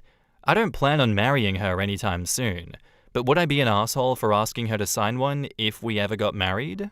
In the comments, all that after a year? She's a gold digger. You're young, dump her, not the asshole. This is the right answer. Also, OP, coming from someone who makes about $100K a year and about your age, don't tell someone what you make early in the relationship. I've been with my fiancée about 4 years, engaged for 1. It wasn't until she moved in with me last year that I told her how much money I make, although I live a lot more frugally than you do. I own my home, but drive a much older car, as I don't feel like having a nice car is super important. But it's easier to hide still. I wish you the best of luck, man. If you really do decide to pursue this relationship, a prenup is a must. If she doesn't want to sign it, she's not the one. She'll say that you're just planning for failure. So is she by not signing it. OP says, I do live incredibly frugal, aside from my cars. I actually bought the second one because she needed a way to get to and from work. She didn't like my offer of assistance in buying a cheap car from buy and sell. That's when I found out that she has practically no savings. Oh my god, it gets worse. She is entitled and will actively try and take you for your money. Leave her now. A prenup would be a must, but she wouldn't sign it. All of this would make me very uncomfortable. Not the asshole, and why didn't you have a finance talk earlier? OP says, it recently occurred to me when I asked her how much she had saved, and she told me $400. Don't be shocked if you dump her and she comes back in 2 months and announces, I'm pregnant, trying to extract more cash. Sorry, but girlfriends of 1 year don't get on house titles. Ever. Run away. Red flag alerts. Danger, Will Robinson. Danger. I don't know how you wrote that whole thing out, OP, and didn't just think, she's playing me. She's just draining me dry. She may be draining you dry, absolutely. That may be why you're sticking around. But don't let her drain the bank account too, come on. I think prenups are the wrong things to be thinking about in this situation. I think exit plans and security systems on the house should be on the mind, more than a prenup. Good luck and Godspeed. Update. Hey, so I was planning on doing this conversation with my girlfriend on Saturday when neither of us need to worry about work. This is going to be a bit longer than my original as well. Also, to the people who were saying that I'm not as rich as I think I am, I know damn well that I'm not rich by any stretch of the imagination. The things I listed were to give an example as to how far out some of her requests have been. I got home at around midnight, and she got home at around 3:30 a.m. after her shift at the bar. She wasn't in the best of moods and started to say how things aren't like they were before. I agreed with her and then asked her how long she was planning to stay at the bar and if she was going to look for a more full-time or reliable job. She told me that she wants to be a realtor in a year or two, and I asked her when she decided that. She told me about a week ago. I wasn't trying to pressure her, but I asked her what steps she needed to take in order to make it happen. She didn't give me a full answer and just mentioned that she was talking to a lady who worked as a realtor who was at the bar a few weeks ago. I told her that I was happy that she had a goal that she was aiming for. She then said that she wanted to buy an apartment herself next year as she wants to live by herself for a bit. I asked her how she was going to manage getting it, and she asked if I would help her. I asked her, just as an estimate, if I was to help, what percentage I would be contributing, and she said about 80. This is where things started to take a turn. I said I don't think that would be fair, as if she decided to sell it, the money would go 50-50. She didn't have anything to say to that, so I asked her, if you went out on your own and purchased the apartment and used all the money that you worked for, and then I came in and married you and left, how comfortable would you be selling it? She said she wouldn't be comfortable with it. I tried to explain to her that's how I felt with some of the things that she's mentioned to me. She told me the guy is supposed to provide. And while I don't disagree with the statement, I thought back to a lot of the comments on my last post of some ladies who were saying that they make more than their husband. And they were for the idea of the prenup, not because he couldn't provide, but as asset protection. I also told her that some of her previous comments, such as being on the deed to my house and me selling my car to buy her one, made me uneasy. She told me that I was lying about the car, because she corrected me and said that she asked me to trade it in for a new car for her. This is where I asked her, what do you think of a prenup agreement for if we get married? She started crying, saying that I didn't trust her and that I was already planning on leaving her if that's what I had in mind. I told her that's not the case. We can both have one. I used a lot of examples that people mentioned to me recently, such as her winning the lottery, getting a great job, or receiving an inheritance. It's protection for both of us. She didn't say anything to what I said, and instead just looked away and said, I'm all by myself again. She was still crying.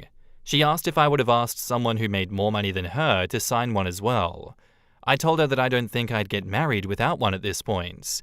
I brought up how the number one reason for divorce is rooted to finances, and we don't see eye to eye on anything in that field. She asked what I meant. I asked her how much she's seen me spend on myself in the last year, and after a minute of thinking, she said almost nothing. I asked her if she had a closet and drawers filled to the point that they don't close or open with clothes, and why she kept wanting new ones. She told me that it's for her mental health, and then asked me if I even cared about her mental health. I told her I did immensely, as I hate seeing her sad, but also told her that spending money to try and make yourself happy is a temporary fix, and it will be a repeating cycle. This was close to 6:30 a.m., and she told me that I should get some rest before work as I leave at 1 to drive for work. So the conversation ended there, and we both tried to sleep. I left out one topic from our conversation that was prevalent in my previous post about intimacy. We did discuss it though. We talked more after I woke up at around 9. On Saturday, I'll be grabbing my stuff from her place and we'll be going our separate ways. Thanks to everyone's opinion who commented on my previous post. I know I might not have handled the situation perfectly, but this conversation with her was probably the hardest talk I've ever had to have. I hope this is easier to read as opposed to the wall of text that I had earlier. Sorry to the people who commented on the last one. In the comments, Bagel with Cheese says, "I'll be alone again."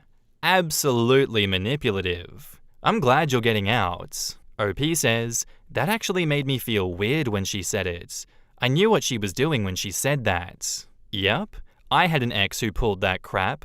It's meant to make you feel bad, but honestly, it just pissed me off. Good for you for realizing. It's a surreal feeling, like the ground has shifted or you can suddenly see the other face behind the mask. OP says, "I have fallen for this tactic before, but after talking to a lot of people on here, I realized that it's a manipulation tactic. Knowing that, going into our conversation changed the feeling from guilt that I felt before to almost disgust." Raven says, "I'm sure she would have asked him to fund her classes to get her real estate license and then never did anything with it too." OP says, "One of the things she was interested in pursuing was being an esthetician. We looked at the courses together, and I was practically ready to lend her the money to take the course, but then out of nowhere she dropped the idea, never mentioning it again. One thing is sure, she took you for granted and as an ATM. She's a red flag in the wind, changing direction where a gust appears. You did the right thing, with respecting your own boundaries. You're 100% right that these days, a prenup is necessary. It protects you both from abuse." And OP says, "When I was younger, I was a pretty broken person, and the way I thought that I was going to coast through life was with weed. It was a delusional thought at the time, because looking back, it's a temporary feel-good instead of trying to face problems and work on myself." Am I the asshole here for saying that I'm second-guessing having a baby with my husband after he asked for a paternity test? I, 26 female, and my husband, Alex, 27 male, have been married for a year. Recently, I found out I was pregnant. This was not planned. However, ever since we got married, we've not been using protection every time we got intimate, and I'm currently not on any birth control. My guess is that I'm only a few weeks along. I haven't seen a doctor yet. Anyway, I told him when he got back home from work yesterday. I personally was very happy about it because I've always wanted to be a mom. I was pretty sure that I was all smiles when I told him, and I thought that he would be too once he found out the news. Let me add that he's been neutral on having kids. My assumption was wrong. Immediately, he gets super upset and asks how in the hell this could happen. I explained to him that while it was sudden, we hadn't been using protection every time, so it wasn't that surprising. I thought he would have understood. For some reason, he didn't. After a few minutes of back and forth, he demanded a paternity test and told me that there was no way that it was his. I was hurt and insulted. Let me be clear that I did not and never will cheat on my husband. I've also never given him any reason to be suspicious about me cheating on him either. I was so taken aback that he doubted my loyalty enough to ask for a paternity test. I told him that I couldn't believe he was seriously asking me for that. He said that I wasn't helping my case, and that if I had nothing to hide, then I would take the test and prove my loyalty to him. I honestly can't remember all that I said, but I ended up saying something along the lines of, "If you're doubting me and my loyalty so much that you think I cheated on you and got pregnant with someone else's baby, then I don't think I want one with you anymore. I don't want to be tied to someone who clearly doesn't trust me." He blew up at me and accused me of cheating once again. It was a big argument, and he said that I was being shitty, dismissing his concerns, and saying that asking for a paternity test was valid. In the end, I agreed to the test, but said that I stood by my words. I had to highlight that because some people are saying that I didn't agree to it when I very much did. We haven't spoken since the argument, and he's currently at work. I went to visit my friend for advice, and she said that while he was out of line for accusing me of cheating, I shouldn't have said that to him over one of his valid concerns, and that he clearly had a reason to feel that way about the situation. I cannot fathom what made him feel like I was cheating on him. I was just so hurt that he would insult me like that and accuse me of doing something so disgusting when I thought that we were supposed to have trust in each other. But am I the asshole for saying what I did? Edits. A lot of people are suggesting that he got a secret vasectomy that failed, and that did cross my mind. During the argument, I did ask if he got a vasectomy or was infertile, and that's why the baby couldn't be his. But he just dismissed that and continued saying that it just couldn't be his, without providing me a solid reason. So in that regard, I really have no idea what to say. Edit 2, I feel like I should elaborate on the neutral about kids parts. I told him while we were still dating that no kids was a deal breaker for me. He said that was fine because his stance on it was that if we ever have kids, then it's fine. If something happens and we don't, then that's fine. I'm calling that neutral since I don't know what else to call it. So when I told him that I was pregnant, I thought he would be fine with it like he said. But apparently he just changed his mind about that and didn't tell me. And also, I have no issues with men wanting paternity tests. I just had an issue with him blatantly accusing me of cheating with no solid proof to back it up along with it. In the comments, Yikes Man Strikes says, "You guys have unprotected sex without any form of birth control. What exactly is he surprised about?" This happened to a family friend of my husband's. She wanted a baby, they started trying, they got pregnant, and he lost his shit. Apparently he thought they couldn't get pregnant because they had a couple of close calls when they weren't trying? I don't know. They got divorced, she had the baby. While shopping for furniture, they ran into each other while he was hand in hand with his girlfriend. He sees his ex, bolts out of the store, leaving the new girl behind. I feel so bad for the baby, but maybe he can write on his college application about his overcoming the adversity of having a stage 4 moron for a father. Look, I'm not saying that he's definitely cheating, but people who cheat are pretty likely to project onto their partners and accuse them of cheating, out of guilt or whatever. You don't want a baby with someone who doesn't believe that he could be the father, even after having unprotected sex and no reason to assume you're cheating. And unless you two get some significant couples therapy, why would you stay with someone who believes that you're cheating on him? True. I was also thinking the other possible reason is he was told he couldn't have children or a failed vasectomy that he lied about, which would make his statement, "it can't be mine," make more sense. But if that was the case, then he needs to come clean and tell her that he had lied to her earlier, and he's still a total asshole. Definitely take the paternity test. But you should require an IQ test to make sure. Because I'm pretty sure that you're about to have a child with an idiot, not the asshole. I hope to all gods that OP sees this and it makes her die laughing like it did me. I'm pretty sure he already failed the IQ test, but we can get a second opinion. I honestly think he's put himself in a rock and a hard place situation, because if he did get a vasectomy without telling OP, that is a gigantic deal breaker for the relationship. If she married him on the grounds that having kids was part of the marriage, that having kids was a deal breaker, he's a gigantic asshole for going behind her back and getting a vasectomy. I don't know why he would do this. It really doesn't make any sense, but then again, when people are faced with stressful situations like this, they often don't act rationally. And maybe he acted very emotionally instantly, and then later on was like, oh shit, why did I do that? I can't dig myself out of this hole. I'm just gonna have to live in denial and hope that she gives up with asking questions. That genuinely seems like the thought process to me. Either way, you're not the asshole for saying that you're second-guessing having a baby with him, because this whole situation is such a mess. I would get out of there if I was you, but hey, you can stick this one out with him if you would like to. Updates. Hi everybody. This isn't going to be a super crazy update saying that we got the test back and he got a secret vasectomy, etc., but it's kind of a big one. This might be a long post, so I'll put a TLDR at the bottom. Thank you everyone for your kind words and advice. It was all super helpful, including criticism, because it really made me reflect on my behavior and how I handled the situation.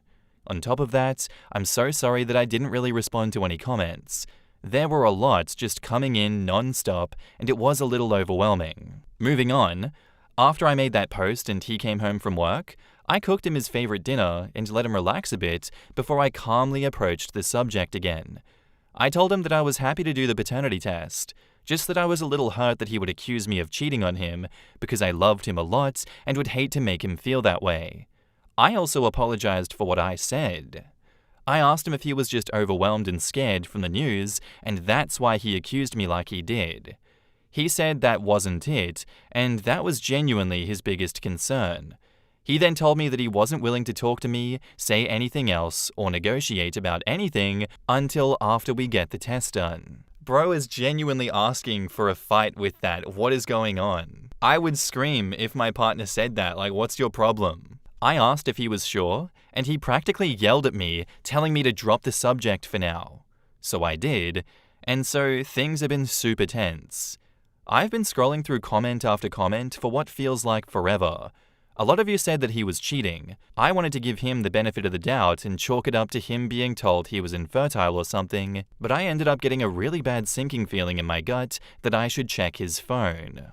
I never wanted to be the type of person that goes through their significant other's phone obsessively for no reason, but my gut has never really steered me wrong, so I did it last night while he was sleeping. I snuck his phone off his nightstand and went out to the living room. He's cheating on me. And if that wasn't bad enough, it is indeed with my friend that I mentioned in the last post. Like a lot of you said, I guess it does make sense now that I think about it, but I'm still really shocked. I'd never been suspicious of their relationship before, but after reading the comments, I realized her reaction was a red flag. I went through their texts, and from what I can tell, it's only been going on for a few months and started after we got married. But really, I only focused on the texts from right after I told him that I was pregnant. He texted her saying things like, "I don't know what I was thinking when I decided to screw her without a condom. She says it's mine, of course, but I swear to God it better not be. I'll be happy if it isn't. Obviously, I don't want a kid with her. I'd rather be with you than stuck with her." You, in this context, being my friend. I know I should have been careful. I don't care if she thinks I'm a dick or an awful husband right now. This was his reply when my friend told him that I came to her about the situation. So yeah, those were just a few messages, but their conversations were hard to read, and I ended up crying a lot. I screenshotted the messages, sent them to myself from his phone, deleted the texts on his phone so it looked like he'd never sent anything, and then deleted the screenshots and deleted them from the recently deleted folder.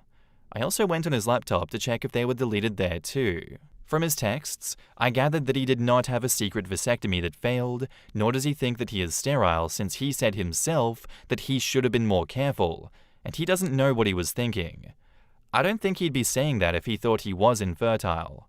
I also want to say that yes, he knows I'm currently not on birth control, and he was the one that decided to not use a condom, not me. I just agreed. I didn't pressure him. At first he was pulling out, but occasionally he wouldn't. I don't know why he would continue not wearing a condom occasionally after the affair started. I'm guessing it was because telling me he no longer wanted to go without protection every time, no matter what, would make me suspicious. But that's basically it for now. I'm not going to confront him about cheating right away. I am going to go get the test, and then confront him and tell him that I want a divorce along with the test results. I mean, that's currently my plan, but my mind is also all over the place, so maybe that's not the best way to do this? I don't know. It's like 6 a.m., I feel like shit, and I haven't gotten any sleep. I also forgot to mention that I'm getting an STD test just to be safe. I think that I'm going to get an abortion just because I don't want my first full-term pregnancy to be literal hell when it should be a happy experience. But thank you to everyone congratulating me. It means a lot.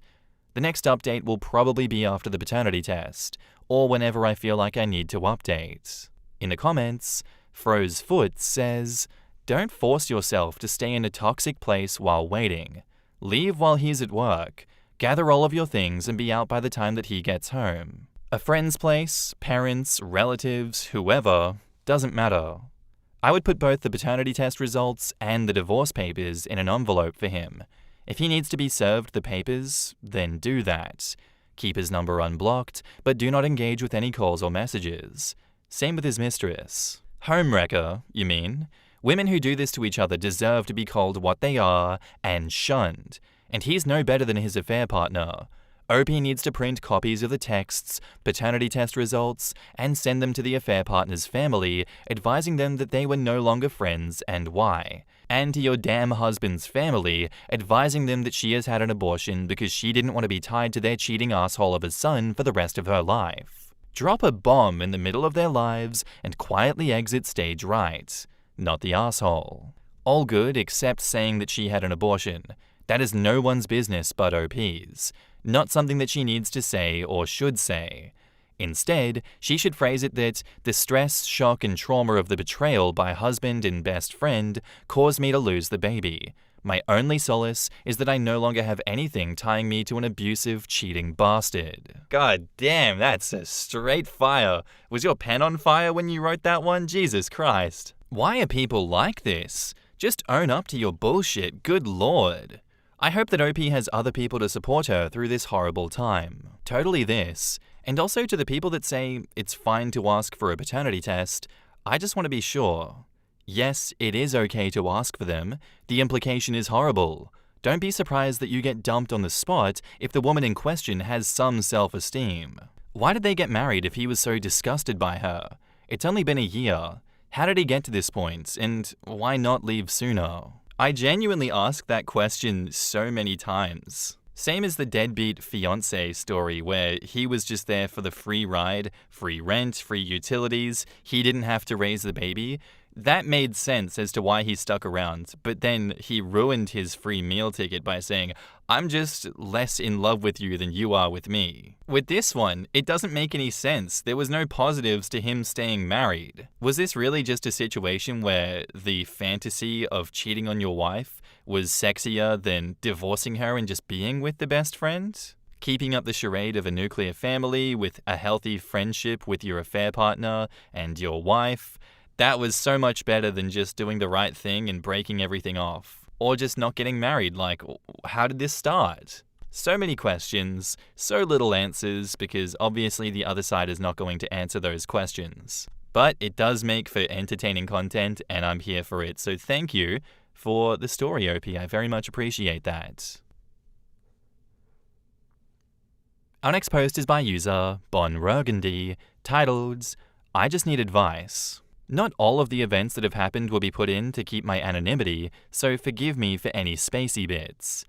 I, 27 male, am unsure about what to do about my girlfriend M, 26. Some backstory, I met M 3 years ago at a store. We hit it off immediately, we spent all of our spare time together hanging out, and then 2 months later we started dating. Before we started dating, she told me of her past relationship. Her boyfriend during their relationship was verbally, emotionally, and sometimes physically abusive. She broke up with him after 3 years together. I met her roughly 2 years after the breakup. She knows that I hate his guts, that I think of him as despicable, and I'm glad that this mother trucker lives 17 hours away. While they were together, M had made a bond with the ex's child. When we talked about this, I initially understood her feelings towards his child, having practically raised them and supported her wanting to stay in contact. Her ex soon decided to cut her off shortly after we started dating. Nothing was heard from either of them for 4 months. Then the harassment came. He would blow up her phone with sexist jokes, saying how bad of a person she was, how he knows that she'd F up her current relationship, the list goes on. I told her that this was unacceptable and to block him. She agreed and did so right then. Now we come to the present. We were in bed, and I'll say that she has me check her phone if it goes off in case it's her parents, as they're getting up there in age, and we help out at their house quite often. It goes off, I check it, and it's him. I shouldn't have, but I check the message, and it opens the whole conversation, and they're chatting as if they're good friends. I'm confused. I've lost count of how many times she's told me that she hates him and doesn't want to talk to him ever again. The latest being Saturday. But this apparently has been going on for at least a month, and I'm shocked that she hasn't told me, when she had when he tried to contact her last year. I didn't say anything, as I didn't want to start that conversation at that time. She tried to hide it from me later when he texted again, seeing the notification and quickly scrolling past it when showing me something. I confronted her about it, and she said that he's just talking to me about his kid, when there was no mentioning of him at all. I feel bad for intruding, but to see that going on, am I just insecure? I don't know how to feel. I don't know how to calmly approach this situation with what I know and what I've been told. In the comments, Lavender Antihero says, "You value honesty in your relationship, plain and simple." First time ever commenting on Reddit, I'm usually just reading, but upon reading your story, I feel that I have to tell you this. This is a major red flag in so many ways, and there is no way that this ends well for you in these conditions. First off, let me tell you that I've been in bad relationships, and I'm now very happily married. It's difficult to see that a relationship is bad when you're in it, but once you're out of it and in a very healthy one, you look back at things, and you can't believe what you were actually putting up with. I'm telling you this beforehand so that you understand for any outsider with a good relationship that this is an unthinkable situation. The keeping in touch for his child part is an excuse to stay in touch with him. You seem like a good guy, so probably you don't understand, but some people are unfortunately addicted to being treated poorly. It's an addiction, and it's bad. The lying and hiding part of the conversation goes to show that she is fully aware that this is not okay, and also why she downplays it when you discover it. She's still in a toxic relationship with her ex, and this will blow up on you if you stay in between. I have 2 pieces of advice. 1, if you're really attached and in love, walk away for some time and give her an ultimatum. Either she cuts all contact with her ex, or it's over. But don't make any compromise on this, her ex's kid or not. Also, don't accept any more lies, big or small. 2, if you're not extremely attached and or in love, just walk away. It's better for your well-being. This is a real issue, and it will get worse with time if you don't take action. It won't resolve on its own, unfortunately. I wish you good luck, OP, and stay strong. You must think of your own well-being first.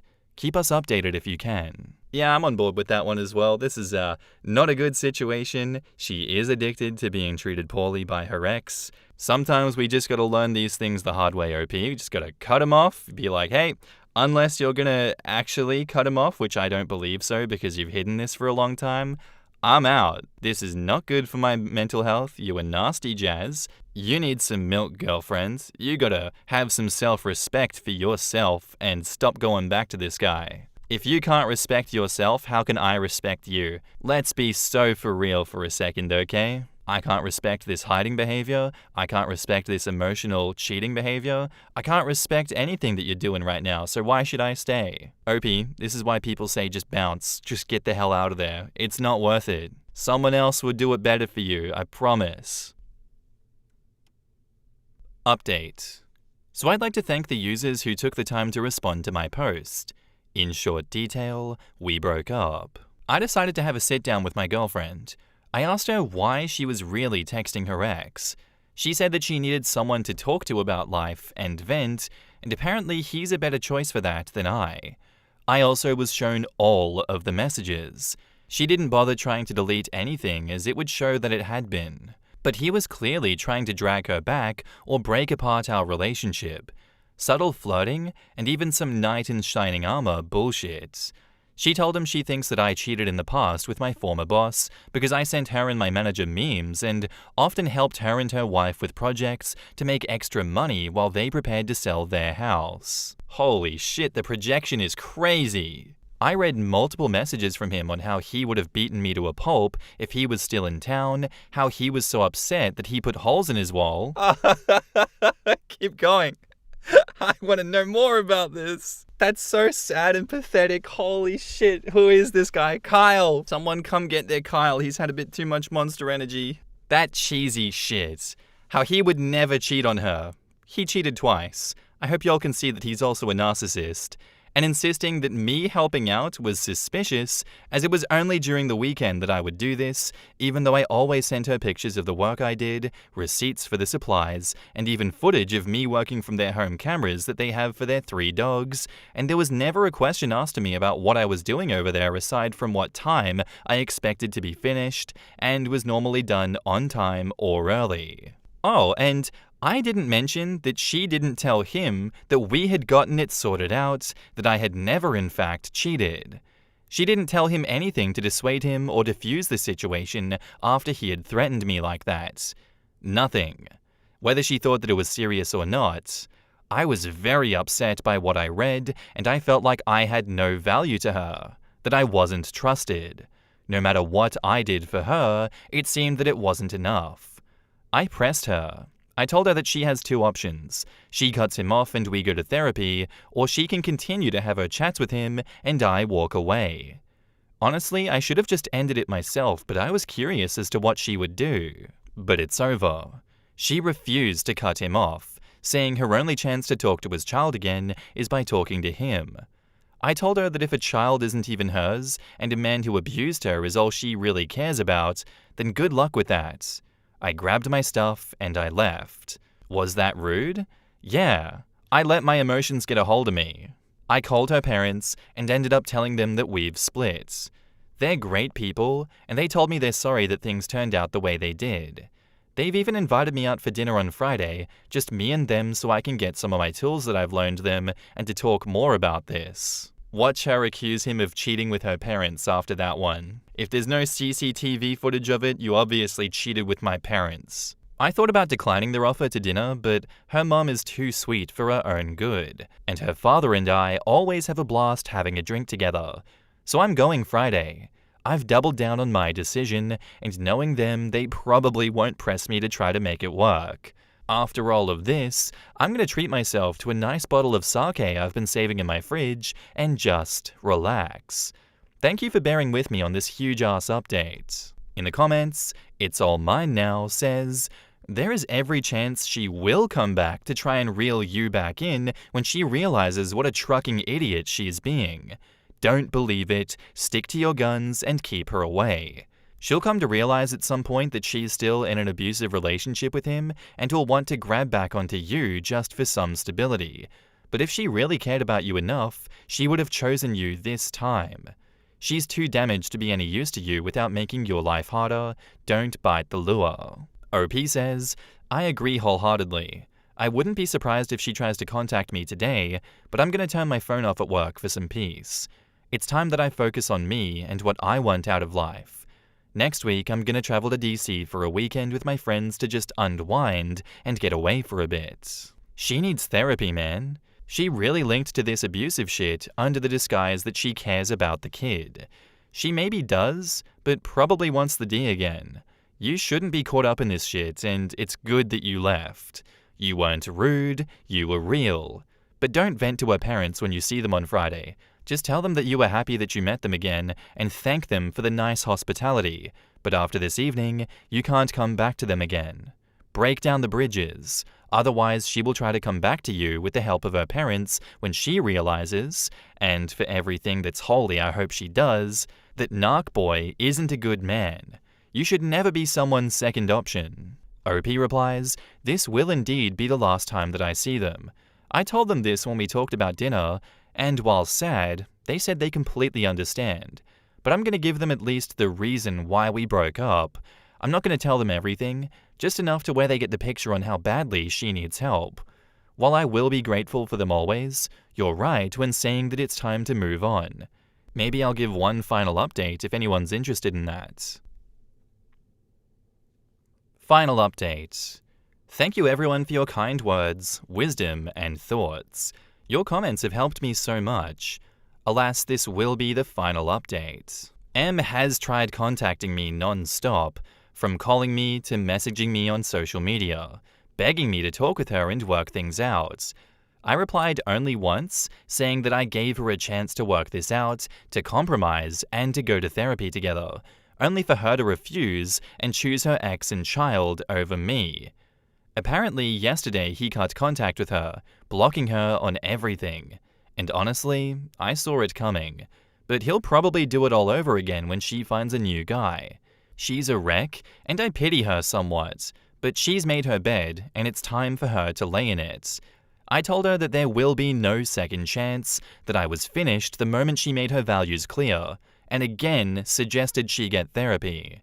I wished her the best, and then deleted her off of my phone and anything else that she was on. I went out to dinner with her parents last night, and it was actually a good time with them. Her parents were kind, yet to the point. Her parents told me not to mince words or leave bits out and just tell them exactly what had been going on. I tried to tell them that while I respect them, that I didn't want to drag them into our relationship problems and wanted there to be no issues with them and their daughter. Well, her dad told me that they had already had a long talk with M and regardless, wanted to hear my input. So we talked. I told them about her ex and her kid, his threats, him trying to break up our relationship. Well, I guess you can say he did now. Her lying and hiding his messages. I told them I gave her the choice and what she chose. I insisted to them that they take her to seek professional help and that if she keeps this up, she's going to tear herself up and any future relationship. I want her to be happy someday, but it just won't be with me. I'm tired of the lies and deceit. I just want to move forward and live my life, and I hope that she can do the same. Their responses were not exactly what I expected. They apologized to me for her actions, that they were disappointed that things turned out as they had, but they supported my decision to walk away from her. I won't lie, I'd expected them to ask me to talk to them and try to move past it, but there was not even an inkling of that. Her mum came and gave me a hug, but her dad just seemed dejected. I'd never seen this man look this way, and it felt like a punch to the gut. It hurt seeing him like that, knowing there was nothing I could do. We ended up just sitting there in silence for a minute before he decided to order a round of shots. A round turned into 2, and that seemed to help relax everyone as we sat chatting about my future plans, their retirement, goals, and hopes. We were out for 3 hours, chatting as if we were just normal people. I had a great time. Even while it hurt, we cried a few times, but we also laughed and remembered past times when we'd make a fool out of ourselves. When we were about to part ways, her dad gave me a bone-crushing handshake and a hug which her mum ended up joining in. This man has never hugged me, so I was really caught by surprise.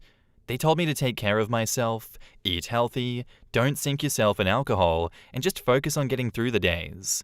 They're going to look at other options for therapy for M, and recommended that I do the same, which I think I'll do. They handed me a bag with my tools, said that they're going to miss me, but they wished me the best. I gave them my goodbyes and we parted ways. I feel like a huge weight has been lifted, both off my chest and my shoulders. I decided that I'm taking a break from dating. One day I'll find someone, but that's all in the back of my mind. To others that may be going through similar situations, talk to your partners. If you've only talked about going to therapy, schedule a session. If not for you both, do it for yourself. Do not sacrifice your mental nor physical health for the sake of a relationship. If it's not healthy and attempts of improving your relationship fails, walk away. I know for many that it's not that simple, but when will enough really be enough for you? In the comments, Pigeon on Drug says, "You absolutely did the right thing. It's a situation that I wish nobody to be in on either side. Having this toxic relationship with somebody where you constantly crave them coming back is like a drug. It'll forever be a back and forth that'll lead to nothing. You've done the absolute best thing by managing to move on and respecting yourself after she decided something else. Stay strong and take her parents' advice. Focus on your life and move on. Yup, X is just a volatile existence in her life that just wants to make it worse for her. He clearly doesn't give a shit about her, and his stance was loud and clear when he blocked as soon as she was single. I hope that she learns from this. Don't keep toxic people in your life, and I'm glad that OP is moving on. Sometimes people just love drama. You can't always stop someone from being an idiot who screws up their life, but you sure as heck can get out of the splash zone. I've known a few people in my life that I seriously think might be sort of addicted to drama. If they've got 3 ways to solve a problem with various advantages and disadvantages, they'll find a 4th that makes it all much, much worse every truckin' time. I had the same type of ex-boyfriend, minus a kid, who tried to do the same to me. Out of the blue, he texted me saying that he thought of me because something brought me up, telling him that he messed up while letting me get away. He asked how I was doing and what I was up to. I never felt so empowered as I did when I told him that not only was I doing great, but I was planning my wedding. Crickets. Never heard from him again. All's well that ends well then, huh, OP? Glad that you got out of that situation. Seems like you're happy, seems like she's unhappy. Unfortunately, that's just life sometimes, huh? Sorry to anyone that is stuck in similar situations to this, but I hope that these stories and experiences also from other people can help give you some perspective and guidance as to what you can do. Hopefully you can get out of Dodge if you recognize these patterns in your relationship. But anyway, thank you for sharing your experiences with us, OP. I very much appreciate that. Our next post is by user Pickled Sunflower, titled, I, 30 female, promised my dying friend that I would regularly visit her disabled son, 50s male. Now my husband, 30 male, wants to move across the country, but I feel too guilty. When I was in college, I got a job looking after an elderly couple's middle-aged disabled son, John, on afternoons and some weekends. John is unable to take care of himself, and he requires constant supervision, but he's an overall very pleasant person. I grew up with 2 severely disabled siblings, so I'm quite comfortable with John. I don't have any formal caretaking experience, and because Jan and Jerry were retired, I was almost never completely alone with John. They took on the heavy lifting, so to speak, but they liked to have me around so they had the freedom to run errands by themselves, go on walks, take naps, etc. Caring for John was truly a full-time job, and hiring me helped to lessen the burden. They were extremely kind people. They paid me well and they treated me like family. Over time, I grew very close to Jan, Jerry, and John. I brought over meals for them every week and we would eat together. It stopped being about the compensation, although they did compensate me generously. This whole situation went on for about 4 years. Once I graduated college, I stopped working for them formally, but I still spent time with them regularly. Around this time, Jerry passed away. Jane and I remained close, and I went back to assisting her with John on a part-time basis, even though I had a full-time job at this time. John is Jan and Jerry's only child, and all of their siblings are either dead or live far away. They had many close friends from church and around the community, but it was still difficult to find Jan the support that she needed. About a year after Jerry passed away, Jan was diagnosed with cancer. She continued to care for John full-time even while battling cancer and undergoing treatment. But eventually, as her disease continued to progress, she moved John to live in a full-time assisted living center.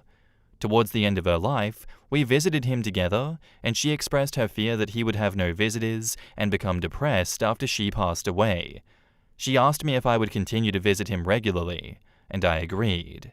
She told me this was her only dying wish. Jan passed away over 3 years ago, and I have remained a part of John's life ever since. I visit his care facility, that is over an hour away, at least twice a week, because it's important to me to uphold my promise to Jan. However, my husband recently received a once-in-a-lifetime job offer across the country. We are talking thousands of miles away. I'm so happy for my husband, but I can't seem to get this awful pit out of my stomach. If it wasn't for John, I would have absolutely had no hesitation moving away, but I can't let go of my overwhelming guilt. John really does have no other visitors. If he's lucky, a church friend will come once every 6 months or so. If I leave, he will be alone. Yes, he has his caretakers, but they care for dozens of people each day. Most of the other patients in this care facility are far less amicable and pleasant than John is, so he has difficulty making friends. The personal connection is just not there, and without it, I worry that he will regress. I really don't know if I can move across the country in good conscience, but I know refusing to leave could jeopardize my marriage.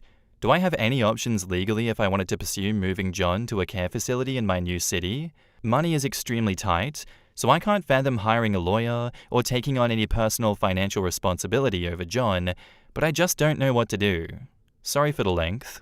In the comments, DodaRep says, I am dying. I would be heartbroken if I found out that something I asked of someone in this last part of my life put them in such a dilemma and possibly might be the end of their marriage, because that would not be my intention.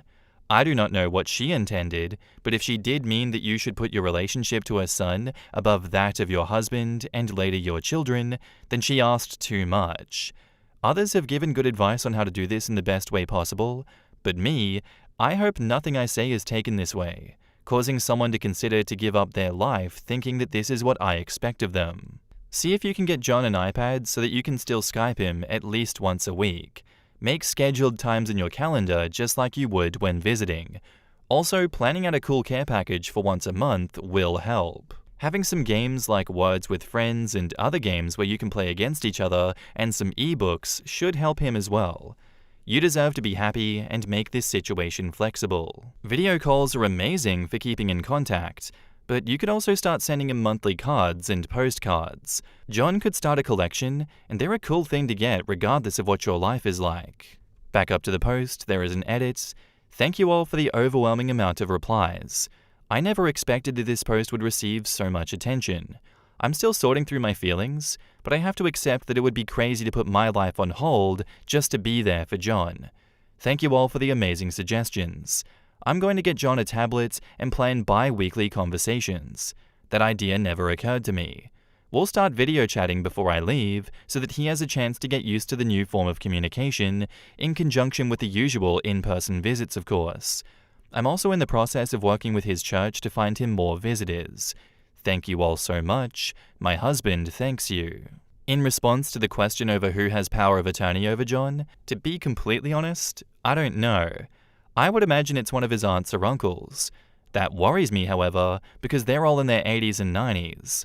I have a lot of unanswered questions about John's future, but I do know that Jan and Jerry planned well financially, and he has a large trust. I'm going to talk with the staff at his care facility and see if they can give me any additional information. Yeah, I think that this is a case of you put yourself and your life above the needs of him. Unfortunately, it's a very much rock and a hard situation, but at the end of the day, you and your marriage and your future kids are more important than John. This is a very good compromise, and him having a schedule, knowing when he's going to contact you, when you're going to reach out, I think is a very healthy one, OP.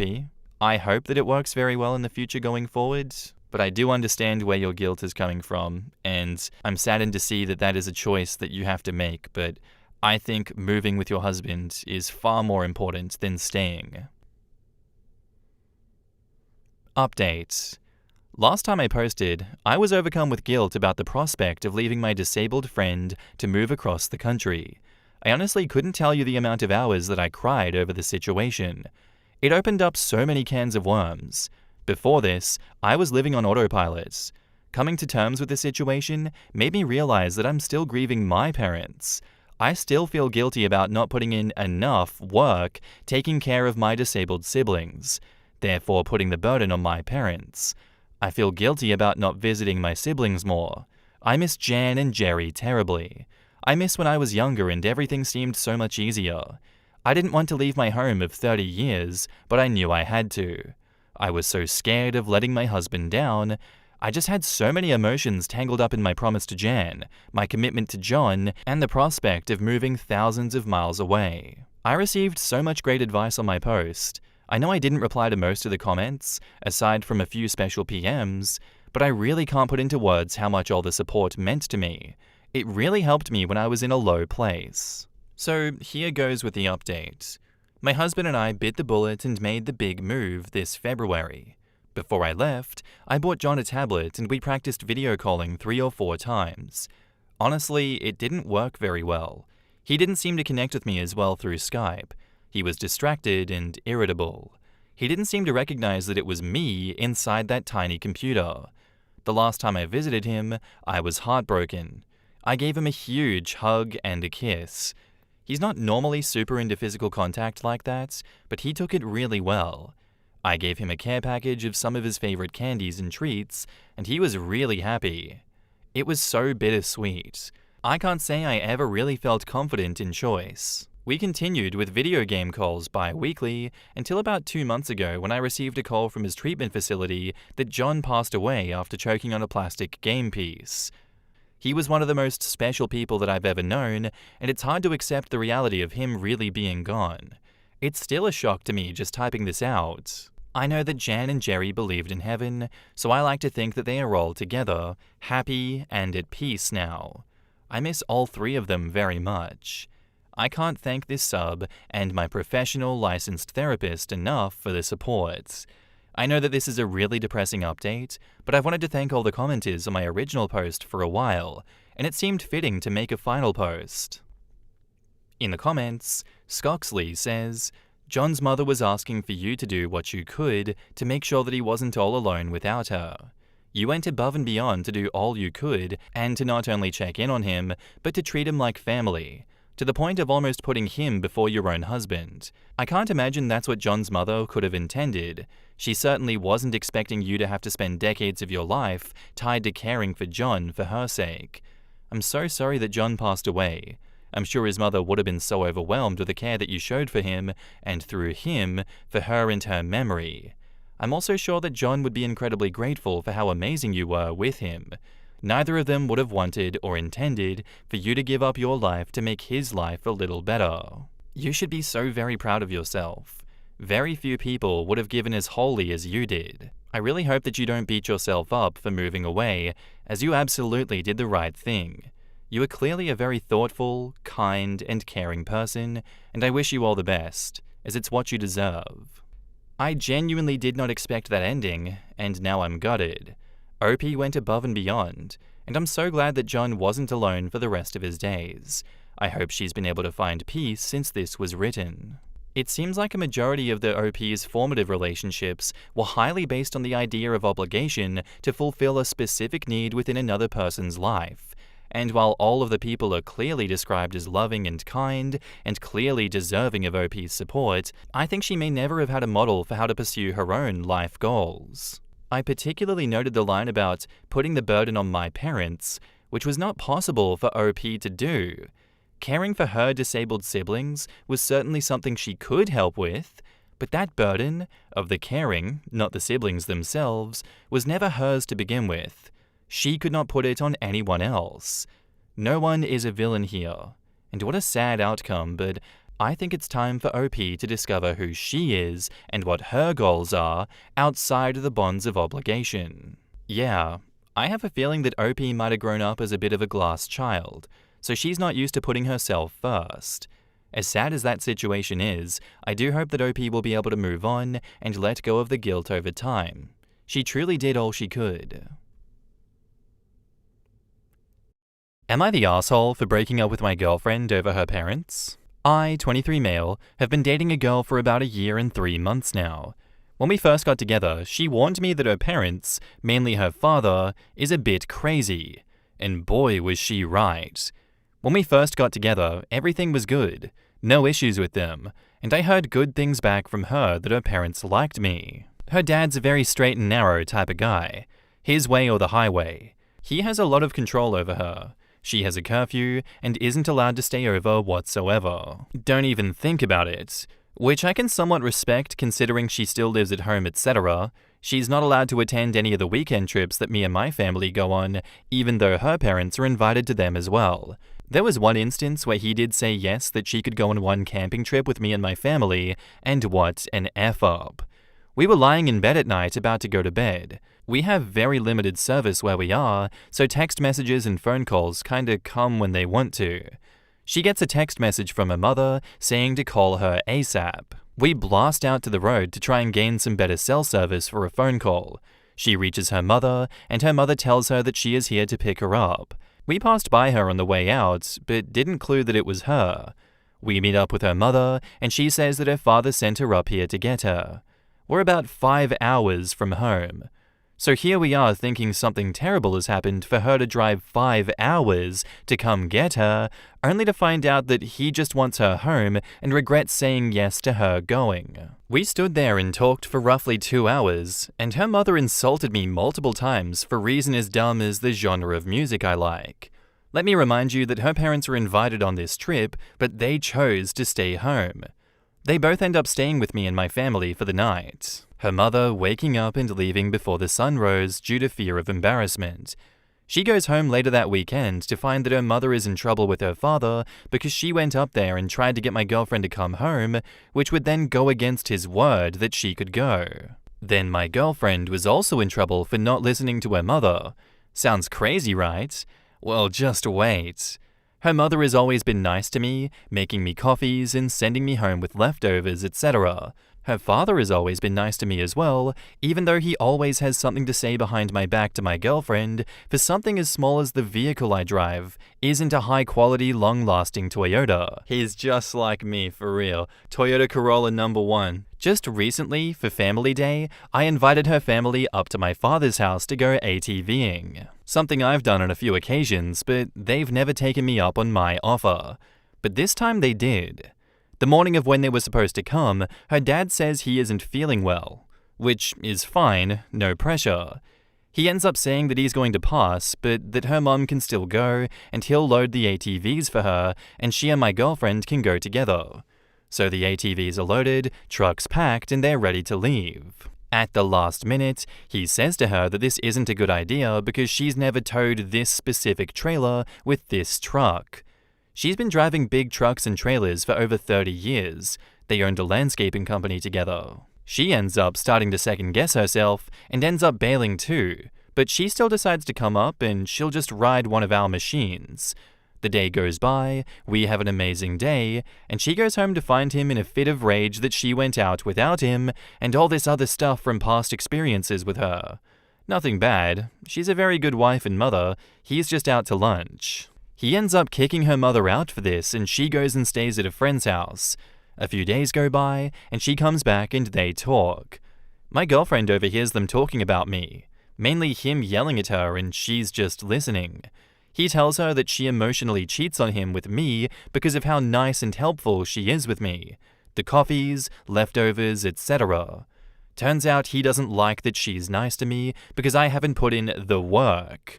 I'm not sure what that means. He can't even explain it himself. I have helped them around the house many times, from yard cleanup to cooking dinner and breakfast. This is getting to the point where he's mentally abusing all of us, and he's playing mental gymnastics to get them to listen to him and go by what he says. No one's allowed an opinion or an option. He just recently said that I'm not allowed at their place anymore, which is extremely hard on my girlfriend to do all of the driving, as we live about an hour apart. In the past, he's complained that I don't come down enough, and now I'm not allowed at all for next to no reason other than his wife is nice to me. They stopped sleeping in the same bed, and he got mad at her for sleeping in the same bed that I usually sleep in when I stay over there, saying that she's only sleeping in that bed because I did. He got so mad that he punched a wall in the door while she was trying to sleep. When they both listen to him and abide by his crazy rules, the house runs smooth. When they don't, it's like the sky is falling in on itself. There has been many instances like the one that I just explained over the years that my girlfriend has explained to me. Her mother has been kicked out over a dozen times for stuff as small as this. She is a battered woman, and everyone who she talks to is telling her to leave. Me, my family, her boss, her family, and even the women's shelter she called told her to leave. She won't, so I gave up trying with her. She recently booked a trip for her and my girlfriend to go to England to see her mother. Her dad has a big fear of airplanes, so he does not fly. Over the whole Family Day situation, he made her cancel the trip to England, saying how if she didn't, then she didn't love him. I should also mention that my girlfriend's mother's mother is currently being treated for cancer, and she hasn't seen her in over 10 years. She does end up canceling the trip, and my girlfriend is devastated over it, and rightfully so. Anyways, there's lots more to this. This is just a drop in the bucket, but that's the main juicy stuff. Things are okay between her and I, but she always seems to get sucked into his crazy narcissistic ways, saying she's a terrible daughter and that her mother is an idiot for letting her date me, etc. I recently offered to let her move in with me to escape this, but she seems hesitant to leave them. I'm not going to twist her arm that if she doesn't leave to stay with me that I'm going to break up with her, but I frankly want absolutely nothing to do with her family anymore, and that's not healthy for her, or I don't think it is. I feel bad leaving her over her family stuff, but I have to deal with these people for the rest of my life, and I just know that I won't be able to do it. I feel lost and muddy on how to deal with this. I don't see us lasting much longer if she stays with her family, because I will not deal with their stupid small bullshit issues with me and her dating. Mainly her father. And her mother is just a spitting image of him due to reasons that I've stated above. A lot of their marital issues are blamed on my girlfriend because her father is not approachable on anything, so her mother does it for her, and that causes issues. Edit. Wow, I didn't expect this much of a response. Thank you. To answer some commonly asked questions, my girlfriend is 20, people keep missing it, we've been dating 1 year and 3 months approximately, we are both white, I have not broken up with her yet, I've just been considering it because of how bad things are with her family. I wasn't sure if it was right or fair of me to do that. My girlfriend is an only child, and she has said previously that she worries about what will happen to her parents if she leaves, especially her mum, and she thinks that her mum will be blamed for her leaving, which I agree with. And my girlfriend is also not the rebellious type, so I think doing something that she knows is blatantly against what her parents would want scares her. In the comments, Cora Persephone 11 says, "Not the asshole. Her father is a problem, not her or you. He's also not going to change, but she's not ready to leave home yet because it's very hard to leave an abusive situation, even if you're an adult. She might also be concerned that her presence is protecting her mother a little bit, and that things will get so much worse if she's not there. That's why I lived with my parents until I was 30. Definitely not healthy. Both mum and daughter need to escape, but that first step can be terrifying." OP says, "She's shared that fear with me before, that she's afraid that everything will crumble if she's not there, and that her mum will bear the brunt of the fallout. I think she once described it as being afraid that her mum will be punished for her gaining her freedom." Before you split, please give her a link to Why Does She Do That by Lundy Bancroft. It's free online, you just have to Google it. Unfortunately, recognizing the abuse doesn't mean that she is immune to the shitty effects on her. Not the asshole though. Okay, so there is a lot happening here. You're not the asshole for breaking up with her over this. Her father is incredibly abusive to both her and her mother. Both her and her mother need to get the hell out of that house, and they both need some serious therapy. When you break up with her, ensure you specify why exactly you're breaking up with her. Tell her that the dynamics between her and her mother and father are not healthy, that her father is abusive and controlling to both her and her mother. Let her know that you wish her the best and hope that she can get out, but that you can no longer date her due to the level of turmoil and vitriol that he brings to your life. I'm once again being hit by last comment syndrome, because I completely agree with that. That's a great strategy. Definitely not the asshole for breaking up with your girlfriend over this, and I think it'd be mean to say that this is a not your circus, not your monkeys situation. Because yes, while that's true, I can see where your girlfriend is coming from here. She's raised in an abusive household. This is normalized for her. Abuse and unstable foundations are her normal. So yeah, while she may recognize that this situation is not okay with her mother and father, I imagine it would take a lot for her to have those conversations and be like, we need to get out of here, you need to get out of this relationship, we need to make a plan. I don't think you have to do anything besides breaking up, like obviously look out for yourself, but also not like guiding her on how to help get out of a situation like that, and maybe having a talk to her mother as well, privately. I feel like in a way, you'd morally be doing the wrong thing. Seeing evil, knowing that you can help fix the situation and not doing anything about it. Update. First off, thanks to everyone for taking the time to respond. I wasn't expecting so many comments and so much advice. We also both really appreciate everyone's care and concern for my girlfriend's situation. It meant a lot to us both. I took everyone's advice and sat my girlfriend down for a chat before I made any permanent decisions. Despite being on Reddit asking about breaking up with her, I would actually like to keep her around. I did what a lot of you suggested and explained how I'm feeling with the situation with her parents and how much it puts on me. I told her how I don't see a happy future for either of us if things don't take a drastic change. I explained how when I look at my life, the most stressful part is her parents, and it shouldn't be that way.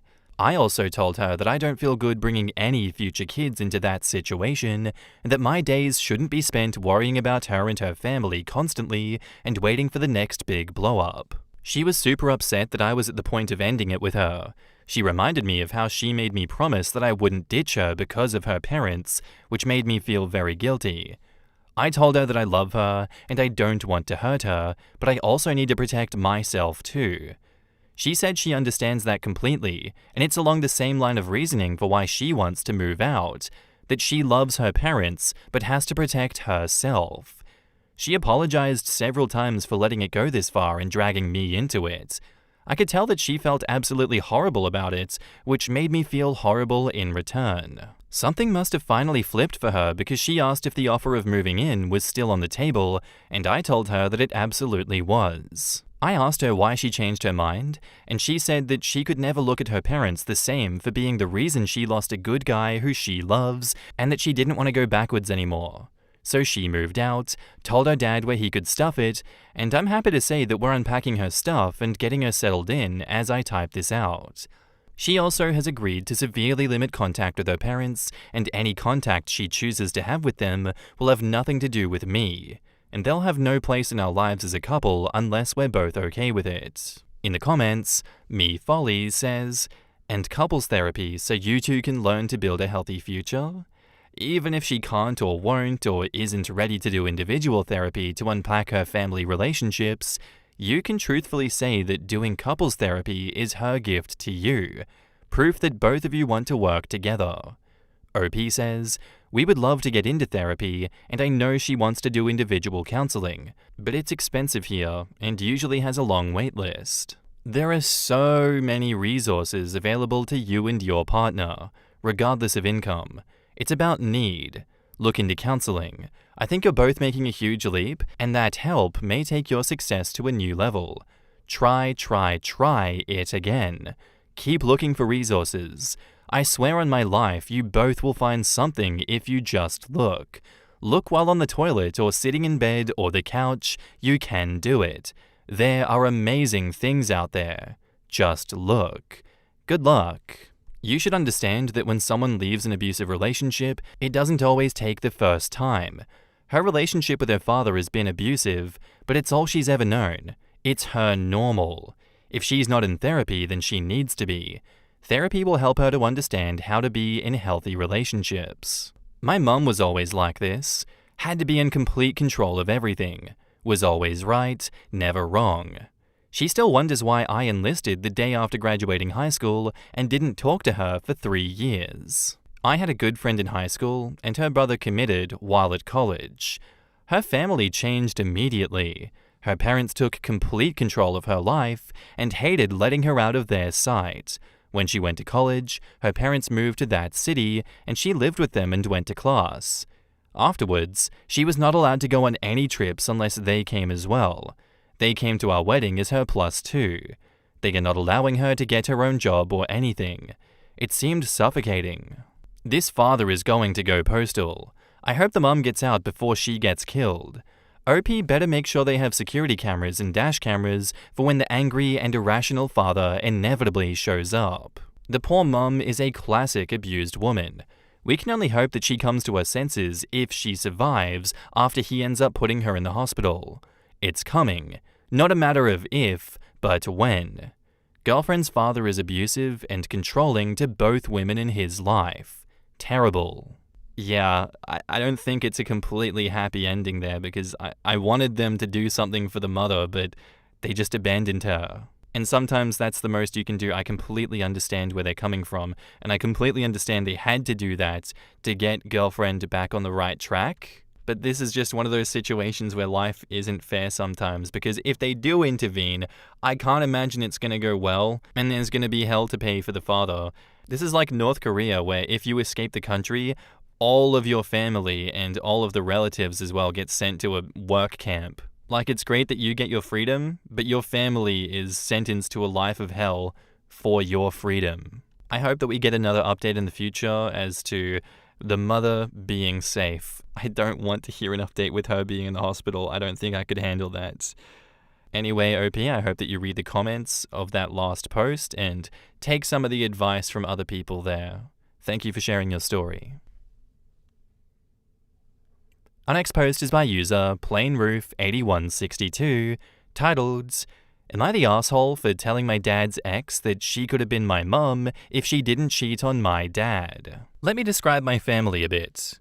I am the youngest of 4 children, by far the youngest. I have 2 older brothers and 1 older sister. My mum is my dad's second wife. From his first wife, I have an older half-sister who is 3 years older than my oldest full sibling. His first wife, his childhood friend, cheated on him way before, and after my dad made sure that my half-sister was his, he divorced her.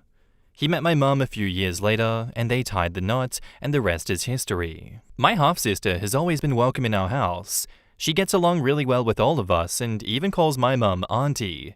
Her mum, though, has always been a bit of a harpy. She hates my mum for many reasons outside of she stole my man. My mum is a retired fitness model and currently a Pilates instructor, so she looks really good for her age, while the other looks more average and plump. So she would always make snarky remarks like, "Oh, did you gain weight?" or "Are you pregnant again?" Even though my mum never stopped taking care of herself. With me though, she dotes on me and calls me the son that she never had. With my older siblings, she mostly just ignores them. So my half-sister is getting married, and my dad and his ex agreed to split the cost of the wedding 50-50. My dad doesn't care about planning for the wedding, so he left all of it to the ex and the bride. During one of our meet and greet dinners, my half-sister revealed that she also invited my dad's estranged brother and parents. I can still remember my dad shooting a glare of pure anger at her. I asked my mum later why he reacted like that. I never met my uncle or grandparents on my dad's side, but from how my mum spoke, my dad's ex cheated on him with his brother, and his parents knew it for years before confessing. So my half-sister could really have been my aunt or something if the sperm chase went wrong. Oh, why did you have to say it like that? That's crazy. I don't want to think about that. My dad's ex was together with my dad's brother for a while after she and my dad divorced, but split soon after. And my dad refused to forgive his family for fooling him like that, and he went no contact with them for 25 years. So back to the dinner, my dad asked in a very stern yet quiet voice why she would, and my half-sister, want to make her wedding more meaningful by also having a family reunion, and her mother supported her. She told my dad to bury the hatchet, at least for her daughter. My dad said that she didn't have any right to tell him how to act. On her way out, my dad's ex and I bumped into each other, and she commented to me how she hoped that I wouldn't have a chip on my shoulder like my dad does. If not for that, they could still be one whole happy family. I didn't like her tone and reminded her that she was the one who cheated and broke the family. And I told her that she could have been my mum. That last part made her cry like crazy as she ran out of the house.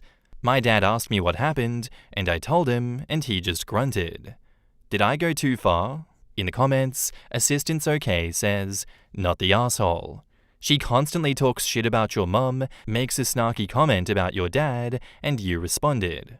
Oh well, play stupid games, win stupid prizes. I'm shocked that your dad is still going to the wedding though. How mature of him."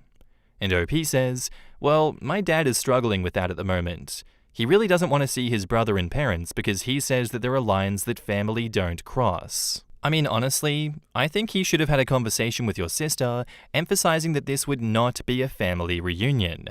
He hasn't talked to them in 25 years. I highly doubt 26 would be hard for him. If she can't respect that, then I totally understand him backing out physically. Not the asshole. Your dad didn't grunt. He had to act like he disliked what you said so that you don't do it again. But on the inside, he probably was happy that you one-upped her. OP says, maybe. He didn't say anything else after that and just left. If it were my dad, it could have been the equivalent of, "I've never been more proud of you in my life." A dad grunt is one of the most versatile forms of communication. I honestly feel if he didn't approve, he would have been vocal again. If you were like my dad, which is all I have to go on. Not the asshole. And your sister is an idiot. 1. Weddings are not the place for reunions like this. Plus, your dad doesn't want to reunite. All she's doing is setting herself up for her wedding to be a clustercluck when your dad's family attempts to approach any of you guys, or when her mother, who loves drama, makes snarky and crude comments that involve them. The way I would ignore/be rude if any of my dad's family tried to come up to me or make small talk after what they pulled. Ew. Your dad's better than me because I don't think I would even go. I'd have a serious conversation with half-sister about why she's choosing these people that she barely knows, who hurt her father so deeply, over him. And 2, all you did was tell the truth. Honestly, I would just stop engaging with her at all. Why even entertain or fake politeness with someone who constantly disparages your mother? Every time she makes one of her dumbass comments, she just stares blankly at her like she doesn't exist or doesn't matter. Guarantee that would piss her off even more. She enjoys the drama and attention, giving her absolutely nothing. Not the asshole. OP says, she's a bit of an airhead to be honest. After the divorce, she more or less went back and forth between her mum and my dad. I think after all the context you provided, you're not the asshole for that, but your sister is a gigantic asshole for, making this happen. I have no clue what she's thinking, but I'd imagine it's some shenanigans with the ex. That head of hers is full of hot air and black holes. Because if she had 2 brain cells to rub together, this would have never happened. She might have brought it up to her father and been like, hey, what do you think of this plan? And he would have been like, are you out of your mind? Are you crazy? Are you trying to have me go no contact with you as well? Is that what you want to happen? All that to say, I love what you had to say to the XOP. Keep it up and write some new stuff down because I want to see more smackdowns. Not the asshole. Update. Wow, I didn't expect so much response for my first ever post on Reddit. Thank you so much for all of your comments. I'm glad that at least I wasn't being cruel. My dad's ex just bawled so much and so suddenly that I thought that I did something awful and I was worried. As of now, I don't really know what my dad's going to do. I know that my mum and dad are talking about it, but he really seems conflicted. I thought about asking him, but my oldest brother told me not to. He said that I had nothing to do with it, so I shouldn't bother him. But my full siblings and I just talked to my half-sibling about what she had done in our WhatsApp chat tonight. First, my full sister tore my half-sister a new one, calling her all sorts of names before my brother told her to stop or leave the chat. Then he asked her why she did what she did. Turns out that her idea of including a family reunion in her wedding was an idea from our paternal grandparents and her mum. Color me surprised, wow, didn't see that one coming. Unlike myself and my full siblings, my half-sister regularly visits her grandparents and talks to them a lot about us. My grandparents apparently wanted to see us really bad, and her mum propositioned the idea. Then my second oldest brother said that while it was her wedding and she could invite whom she liked, she didn't take our father's feelings into account. There was a reason that he went no contact with them for all these years, and it wasn't up to her to try to fix burnt bridges. My half-sister then asked if he was going to pull money out of the wedding, and my sister sent a brutal message. Is that the most important thing right now, you blank? I added that our father hasn't told us anything. Then my half-sister said that she shouldn't have even done this to begin with, and my sister commented, you think? She wondered if she could unsend wedding invitations to her grandparents and uncle, but then her mum might pull her money. I sent a chat to my full siblings only chat if dad could fund the whole wedding if that meant not inviting his brother and parents. My oldest brother told me, can that one and don't bother dad. She also asked how our dad has been, and I said that he is very conflicted and talking only to my mum about it. I then asked if her mum was okay since I made her cry. She said that her mum calmed down when they returned home. Apparently they got into an argument when she called my dad a stubborn sob. To be honest, I think she's in a very tight spot. She can either piss off our dad or her mum. I don't know what my dad is going to do, and my oldest brother already reminded me twice that this wasn't my business. I honestly think dad would be up for paying for the entire wedding if his estranged family didn't come. Of course, it is his money though, or maybe he's just so angry that he might pull out altogether. Edit. I didn't post the entire conversation that my full siblings and I had with my half-sister. I pulled only the relevant parts.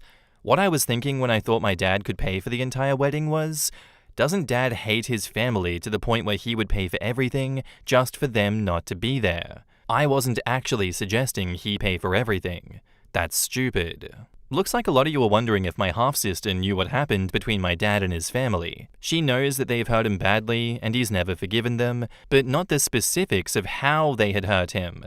She knew the cheating part, but not the family lied to him for years parts. Apparently that's not something her mum or my dad's family discussed with her. In the comments, Tianwen 2023 says, "Your sister is in a tough spot because she didn't think things through. That's on her. She messed around and found out.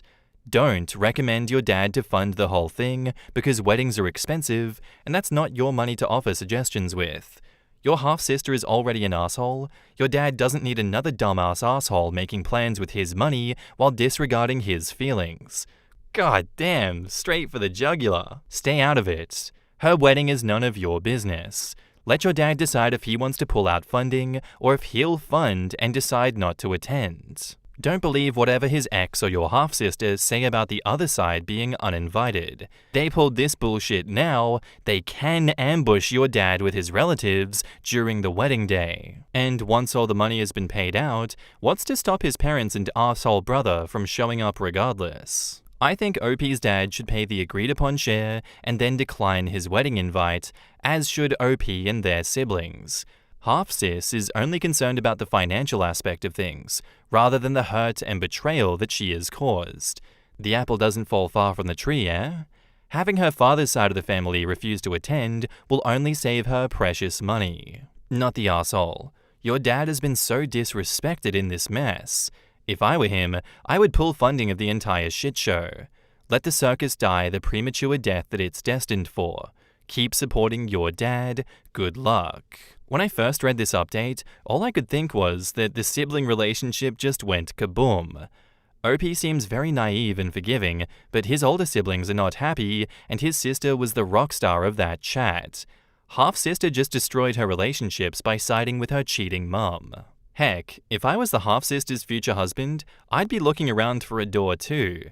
Let me tell you why cheating isn't as big of a deal as he's making it out to be.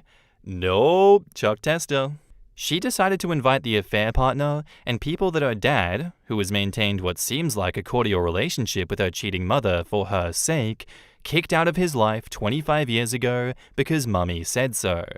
And her first question is if daddy is still paying for the wedding?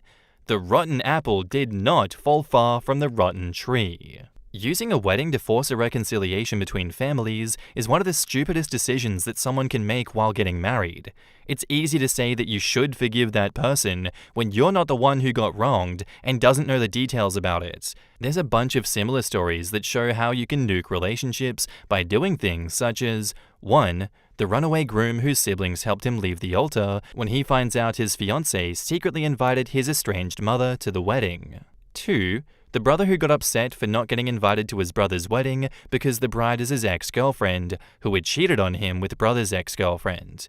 His parents tried to pressure the betrayed son to invite him, but they got uninvited to the wedding as well. 3. The man who wants to cancel his wedding because his fiancée was talking about inviting his mum and stepfather, despite him saying no. He was treated like an afterthought by his mother and stepfather and got kicked out of the house once he turned into an adult. And 4. The daughter who tried to force her dad to walk down the aisle with her stepfather, the affair partner of his ex-wife and former friend. The daughter ignored his claims. He stepped out of the wedding, and she walked through the aisle with the stepfather, only to find later that her father cut her out of his life, and she only saw her father again at his funeral. And now she lives with regrets. Won't lie, OP was definitely showing a little bit of immaturity there in the story, but, you know, when there's that big of an age and experience gap, I think that just happens sometimes. Definitely expect if there is another update to this that the father will be pulling out of the wedding entirely, and I don't blame him so because that's incredibly disrespectful by his daughter to ambush him like that and expect him to play nice with everyone that has done him so wrong in his life. I'm assuming that she thought that because he's been cordial with these people for 25 years and didn't actively cut all connection, that means, oh, I can fix this situation. He's open to reconnecting with these people. I have no brain. This is a good idea. We'll see how well that goes for her when she blows her life up with these shenanigans. Best of luck to her, I say, and best of luck to you, OP. Thank you for sharing the story with us. My fiancé was sent an NSFW video of me, and I need advice, posted by a throwaway account. I, 24 female, have been with my fiancé, 29 male, for 4 years, and we have our wedding planned for this November. I don't know exactly when it happened, as it has to have been recently, but someone DM'd him a video of me from before we even met or either of us even knew each other. It's embarrassing, but without going into too much detail, it was a video of me sleeping with 3 men. It is very obviously me in the video, and it would be impossible for him to think it was anyone else. As far as I know, it was from an anonymous Instagram account, but it's been hard to get info. When we started dating, we never really talked about previous sex lives or anything, but I knew that I was his first girlfriend, and he knew that he was not my first boyfriend. He did not know about this, as I guess I didn't feel that it was relevant or worthwhile to tell him. He confronted me on Monday about it and has been very upset since. We had been living together, but he's moved in with a friend because he said he needed some time to think. When he confronted me, he flat out asked me how many men that I had slept with, and I was honest with him and told him 8. He asked if I had ever cheated on him, and I said no, which is true. The thought of doing that had never even crossed my mind. Honestly, I was and am pretty hurt by how he reacted because I've always been faithful to him and am deeply in love with him. He said he thinks that I might be using him because he has a high salary, but that couldn't be further from the truth. I tried explaining that to him, but I don't know if he believes me. I was going through a very weird and very tough time in my life when that video was recorded, and I know now that it was a bad idea, but it's not like I can undo it or anything.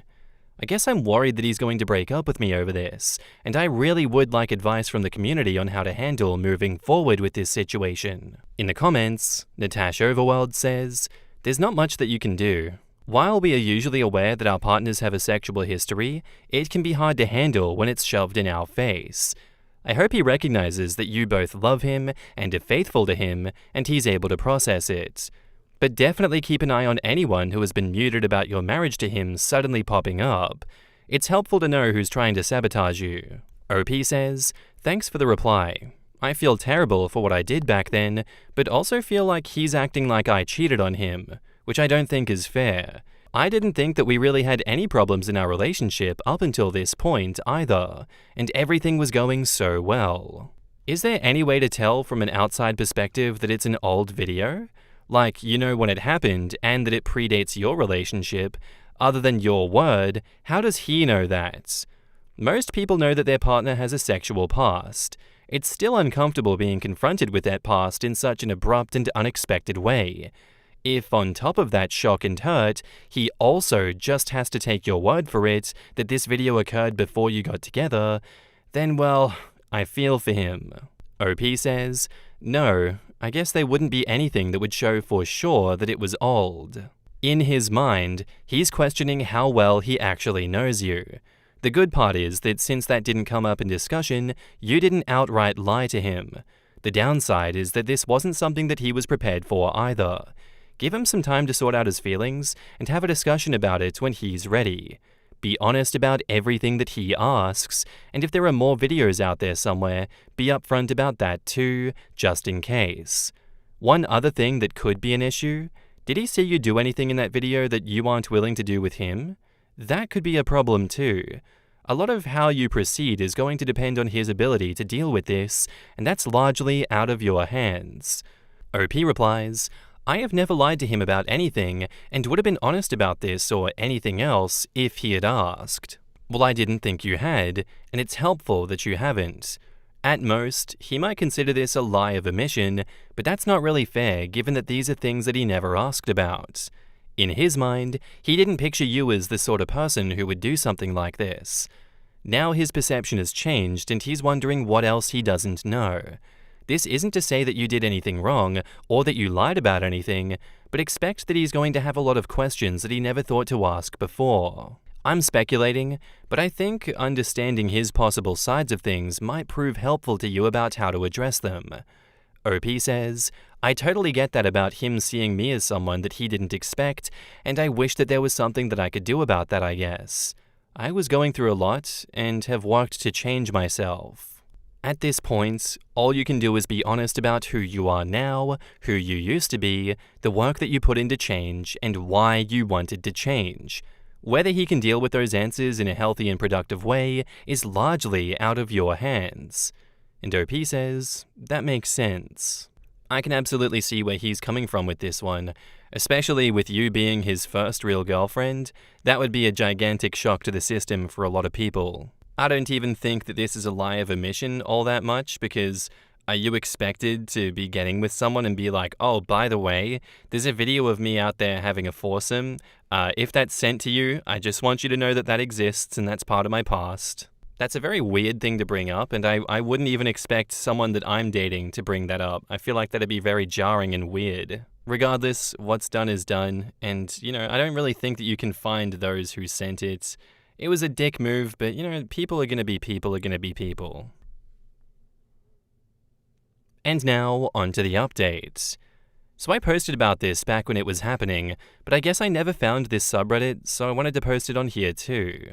About 5 months ago, an anonymous Instagram account DM'd my ex-fiancé a very explicit video of me that was taken before I even knew him, and it caused him to break up with me. Since then, we've had some back and forth, but recently I think it's officially over, and I'm having trouble knowing what to do next. I'm trying to be understanding of his point of view, as no one would want to see someone that they love like that, but at the same time, I feel like I'm also a victim here from that kind of thing being shared, and I also feel hurt that he wasn't in my corner defending me from that.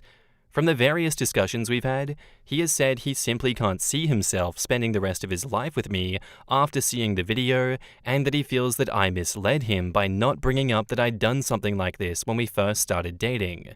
I totally understand that he's allowed to feel how he feels, but at the same time, it was from before I even knew him, and I realized that it was a mistake almost immediately, and have never had any desire to do something like that again, and it's also not like I was purposefully hiding it from him or lied about it or anything. The topic just never came up, and it's not like I'm just gonna drop something like that on someone. Or maybe I should have, and that would have made it better, but I don't know. I know it's cliche or whatever, but I really feel like he was the one for me, and now it's over, and I have no chance with him anymore. He pretty much shut me out after this happened, but I still managed some conversations, but that's pretty much over now. I tried to pursue legal action about the video being sent, and he was helpful with that, I guess, and I was hopeful that that might change his mind or something, but it didn't. And my pursuit didn't go anywhere either, as I didn't really have anything, and he deleted the video shortly after it was sent. I guess I feel like I'm rambling, but I feel totally lost right now, and could use any advice that anyone here would be willing to give.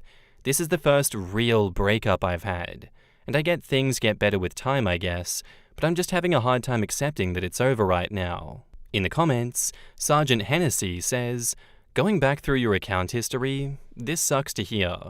I think trying to look at your story and putting myself in your fiancé's shoes, I'd find it hard to see a video like that, especially if I didn't know that it had happened beforehand. But I guess the worst part on your end is that you're actually the victim of a crime and he didn't support you in that. Someone sent revenge porn to your ex with the obvious hopes of ruining your relationship, and he fell for it. You shouldn't be punished for decisions that you made in your past as far as I'm concerned." OP says, "Thanks for saying that. I really am trying to see it from both sides, but it's just hard for me, you know? I know we have to live with our choices, but I hate that literally one bad decision has messed everything up. This is a case of revenge porn, and you should speak to the police about this. I'm sorry this happened to the both of you." OP says, "I tried to pursue it, but nothing ever came of it. It is done, and it's over with. However, I so wish young people would see this post and take note of how consequences can materialize in the present out of past actions. Regardless of how things should be in society, the reality is quite contrary. The simple truth is that most men have no wish to see a gangbang video of their future wife, and they have no wish to hear that she did that. However one may feel about this statement, it does not make it any less accurate. Next time, mention it in the beginning of the relationship. And OP says, "Yeah, I just wasn't thinking one time, and now it will follow me forever." Fair enough then. I would like to know how many people here in the comments start out their relationships, if they have been in a gangbang before, being like, "Just want to be totally transparent with you, I've been in a gangbang before, and I might get someone sending you a video. Just in case that happens, let's be sure that we're on the same page about that, alright?" I don't know, I still feel like it's a bit of a weird thing that you have to disclose. But hey, that's other people's dating preferences. If they want something like that brought up straight away, who am I to judge? Unfortunately that your engagement was broken by this crime, OP, but I wish you all the best of luck in the future, finding someone that will love you for who you are, and accept your sexual past for what it is. Our next post is by a deleted user, titled, "Am I the asshole here for cashing out, enjoying life, and not giving anything to my daughter?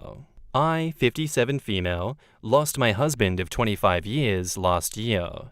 We have a daughter, female 24, who was married for 2 years. My son passed away after her marriage, and it's been hell ever since. Our relationship with my daughter was very good and without any incidents before her marriage.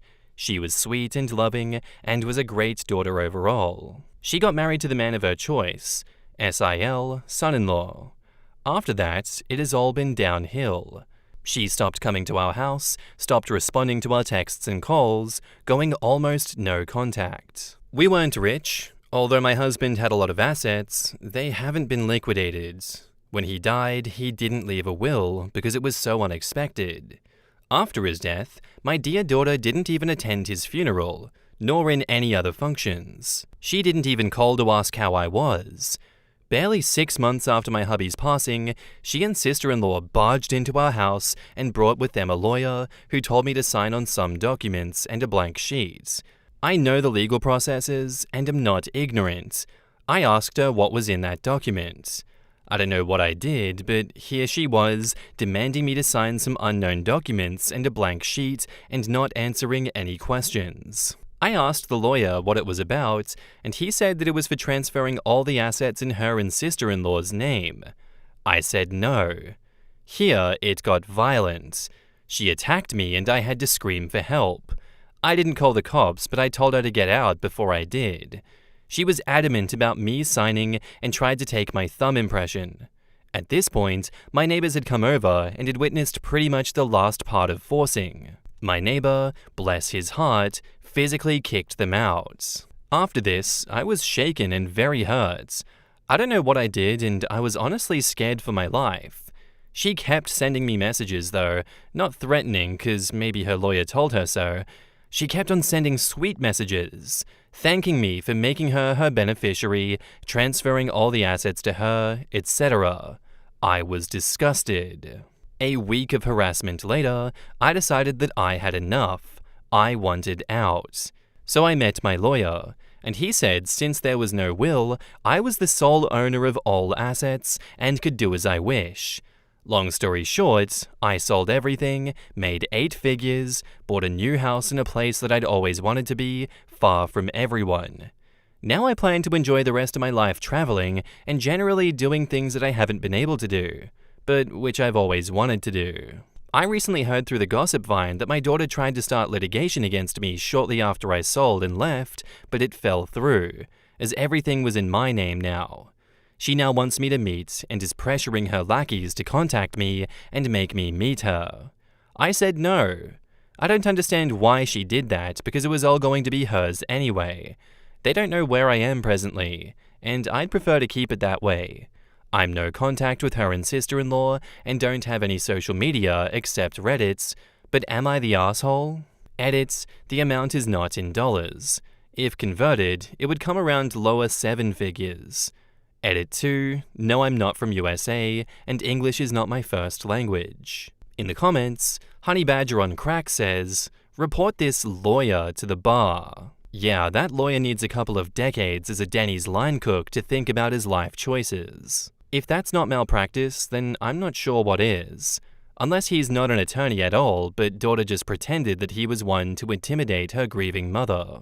I would bet you real money that that's exactly what this person was. A lot of people will scream, "This is my lawyer," or "I'll get my lawyer," in attempt to intimidate. Does not work with me or OP, thank God. I'm a paralegal. Attorneys do not scare me, not even the ones that I work for.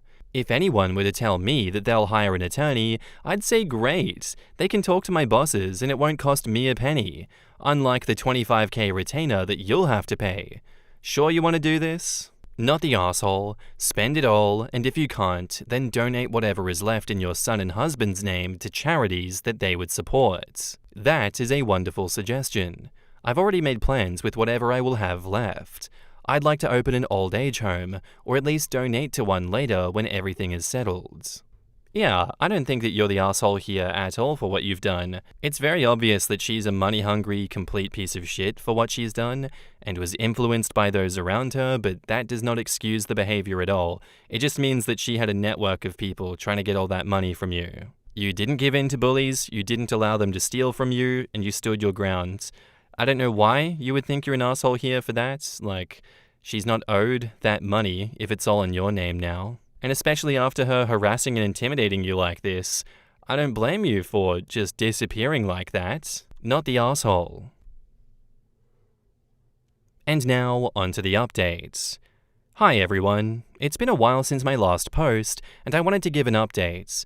I've been offline for a month because I had an appendix operation, but I'm back and feeling much better now. Also, thank you for all the loving and supportive DMs. Sorry for not replying to all because I got a lot of them. Here is a quick recap for those who missed the original story. After my husband and son's death, my daughter and her husband tried to forcibly take all of my late husband's assets. I chose to sell everything, move away, and start fresh. Here's what's happened since then. After selling the house, I bought a beautiful apartment in a beach state, a place that I've always wanted to live. It's been a dream come true. I've embraced a peaceful life, surrounded by the sounds of waves and fresh air, and have been enjoying all the simple pleasures that I couldn't before. As many people asked why she didn't even get a portion of my late husband's assets, it was due to customary laws. She married my brother's son, her maternal cousin, which isn't allowed under our local law, so she wasn't entitled to any of the assets. There was a huge hullabaloo during their elopement, but we chose to forgive her because we loved her more than the damned laws. That legal technicality resolved everything in my favor. I haven't heard from her or her husband since, and I've chosen to keep it that way. I've focused on healing, both physically and emotionally, and building a life that finally brings me peace. I'm also exploring the possibility of touring Europe this winter or next year, which is also one of the bucket dreams.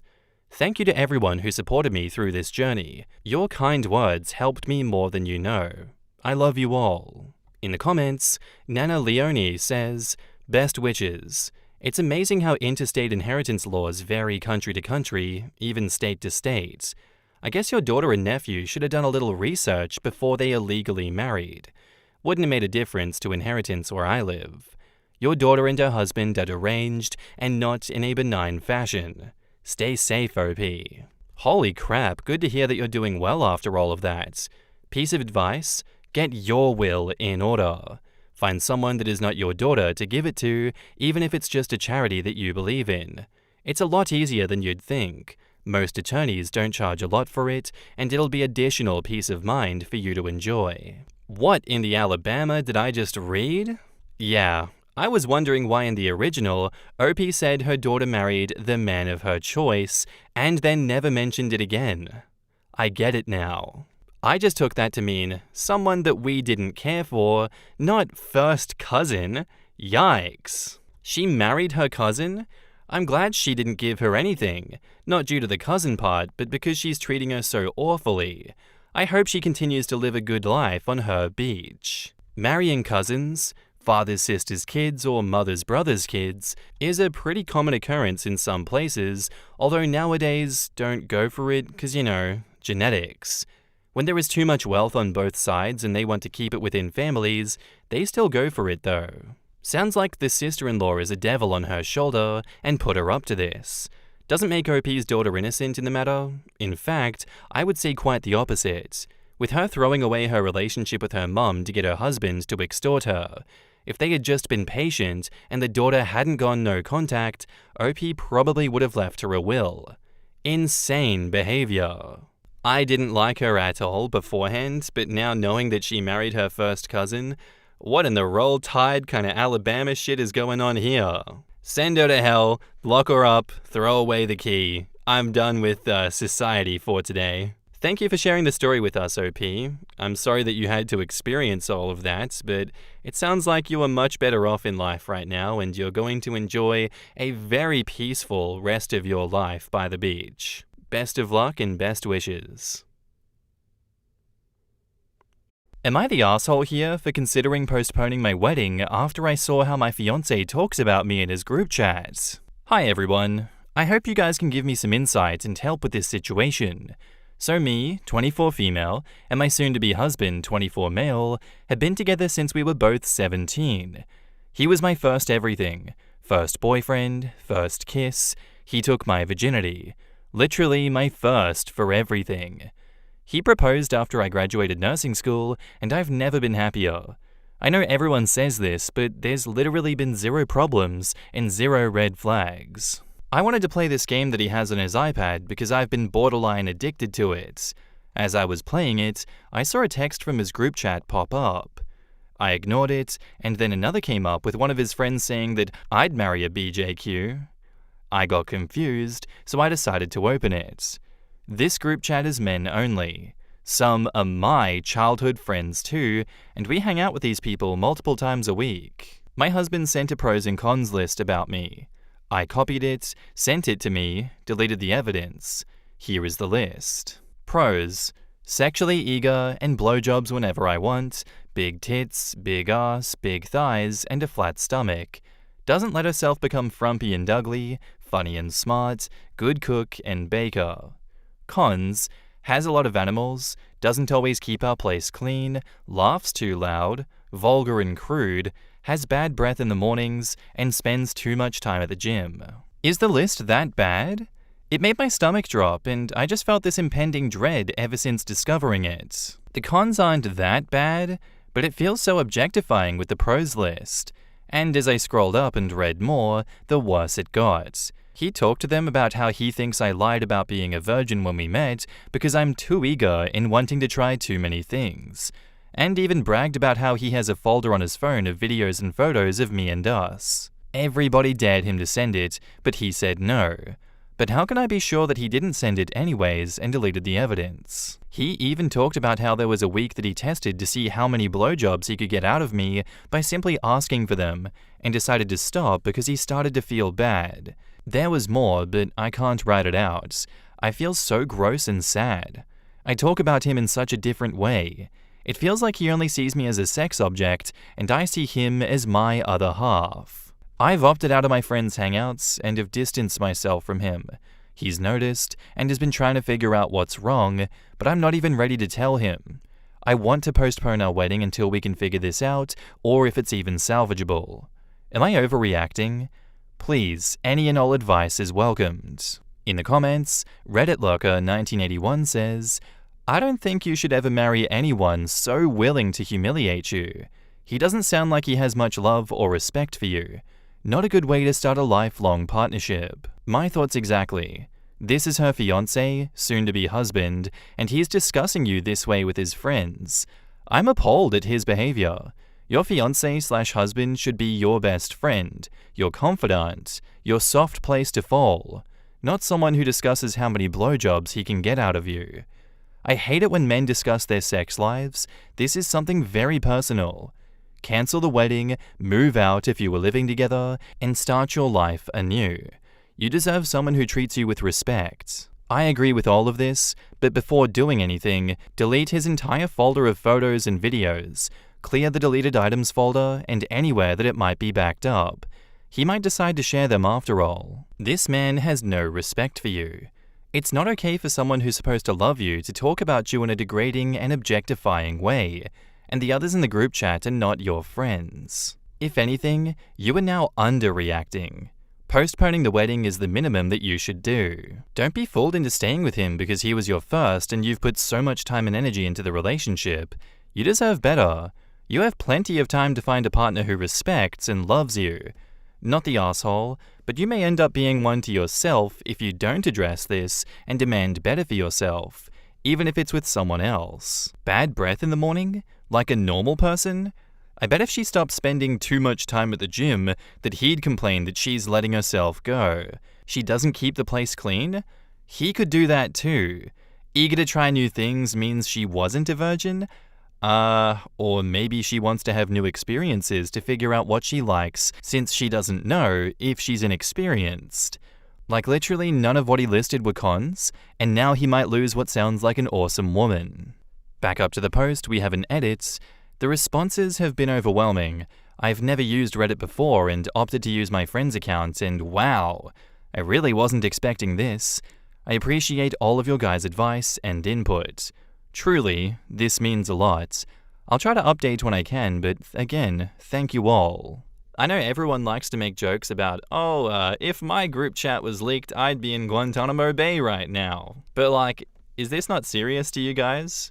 If you found your partner talking about you like that and threatening to share images of you to your childhood friends, how would you react? I know I wouldn't be cool with it personally. I'd be freaking out. I'd be losing my shit. I think in this instance, you shouldn't be postponing the wedding. I think you should be cancelling it and getting to the police as fast as possible, because what is going on? It is deranged to talk about your partner like that. It is deranged to share things or threaten to share things. Why bring her up like that, BJQ? What's that? What's going on there? So many questions and so little answers. I just think this is another instance, like the guy that said, I think I just love you less now. Where a guy and a girl can too, but a guy in these instances got very comfortable with you, took advantage in many different ways, started climbing the relationship ladder with you, and the mask slips along the way. I get it, people don't choose bad partners. Bad partners let the mask slip and shit like this happens. Honestly, at this point, OP, I'd be getting as much evidence as you can and breaking up with him, at a minimum. And now, onto the updates. I wanted to say thank you to everyone that gave me their advice and inputs, and also a thank you to my friend for letting me post on her Reddit account. I've never even used Reddit, so this whole experience has been wild. She suggested I use it due to her using it, and told me that she got a lot of great legal advice as well as emotional support. So again, thank you all. Anyways, my soon-to-be ex left for a work-related trip and won't be returning until the 7th. I decided to go through his iPad even more, and the things that I found were absolutely appalling. I can't even believe that I considered staying. You all opened my eyes, and what I found really solidified it.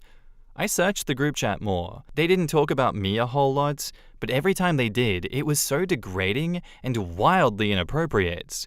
I found out that it was my soon-to-be ex that coined me as blowjob queen, BJQ. And I was right, he has sent videos of me. It was just videos of me performing oral, but still, I wanted those to stay between us. I also found his ex and Reddit account. It's nothing but gangbang porn and cuck fetish porn. All the porn is one girl and multiple men.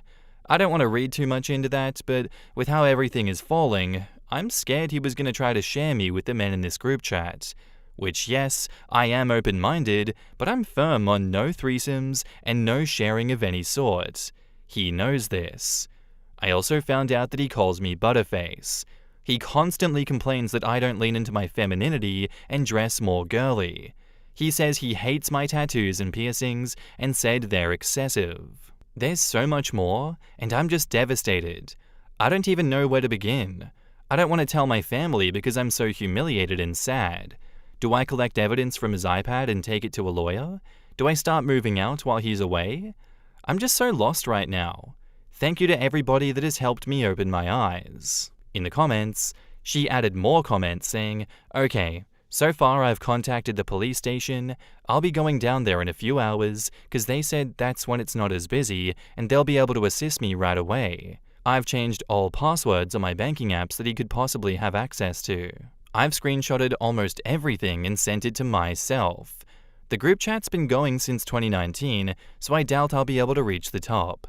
I've found a lawyer and will be seeing him tomorrow morning. I've consulted a moving company, storage shed place, and will be moving in with my friend until I can find something. Is there anything else that I should do? I feel like I'm a headless chicken right now. I'm so scatterbrained and haven't slept. Anything else you can think of would be greatly appreciated. Orrery says, depending on where you are, sharing those images and videos could be a crime. Go to the police, don't delete anything yet, and wait until you've spoken to them and then factory reset that beer. If it's an iPad, the files also need to be removed from the cloud. Otherwise, he could still potentially access them. His friends probably saved them on their devices as well, and can distribute them if they wanted. What a nightmare. OP needs a lawyer now. Butterface equals everything but her face equals immediately break up. Get moved out ASAP while he's gone. Don't let him know until he gets back. Move your stuff to a storage unit. Right? That means her body is great, but her face... ... It is a disgusting thing to say about someone you're in a romance with. About anyone, actually. Or am I mistaken? I feel sick. This is sickening. Reading the post actually made me anxious. Effing hell, no one deserves to go through what OP is dealing with. Yup. And what I can't get beyond all the normal stuff is this guy's describing like the perfect partner as if she is nothing worth his time. I just hope that he goes heavy on the red pill shit after losing OP. Reading that pros and cons list, I immediately recoiled like, what the hell? This is how he sees his wife to be? Both the pros and cons were appalling to look at. That alone deserved the utmost scorn. Even posting that ironically and jokingly, that would still be super distasteful and disgusting, and that would be the most generous light that I could give it if I were trying to be biased towards the dipshit. Then there was the whole, how many blowjobs could I get in a week segment, which he said he stopped because he started feeling guilty. Dude, that's just inconceivable to me, beyond selfish and objectifying to agree that it's cartoonish. I couldn't think of an appropriate way to even react to this guy and his friends. Being ostracized would be too generous of an outcome. It baffles me that people like this actually exist and feel no remorse for this behavior. It just got worse. And worse and worse, and the fact that he did share photos? Oh my god, send this brother to jail. Send him to jail. Get a lawyer on his ass. Throw away the key. Send him down to hell. Look, I'm sorry that this happened to you, OP. I'm sorry that he was a tremendous piece of shit. But again, as we always say, better the mask slips now before kids and marriage, because that would be an even bigger shit show than this. You're young, you can go find someone that won't take you for granted and won't talk shit about you in group chats, and won't sexually objectify you. He deserves the worst, you deserve the best. Thank you for sharing your story with us. Our next post is by user BobKitten93, titled, Am I the asshole here for asking to go to an event that my boyfriend's friends held and having a breakdown when they flat out refused? My boyfriend, Stephen 31 male, and I, 29 female, have been dating for about a year. Stephen and his sister Rowan, 28 female, are friends with a couple, Lily, 34 female, and Jared, 36 male, who they play D&D and board games with. Since dating Stephen, I've met them a few times and joined in their dinners. Recently, they planned a game night and only invited Stephen and Rowan.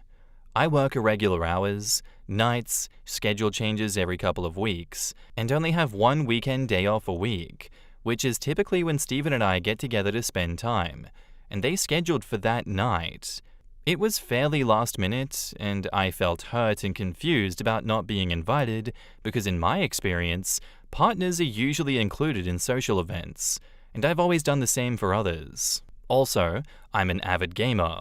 TTRPGs, board games, etc., and Stephen and Rowan were thinking of taking my copy of a brand new game that I'd bought recently to play with. But I don't know for sure that Lily and her husband knew that it was my game. I told Stephen how I felt, explaining that I was stressed from work.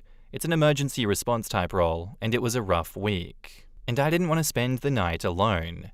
He spoke with Lily, who said they only wanted the two siblings because it was a 4-person game.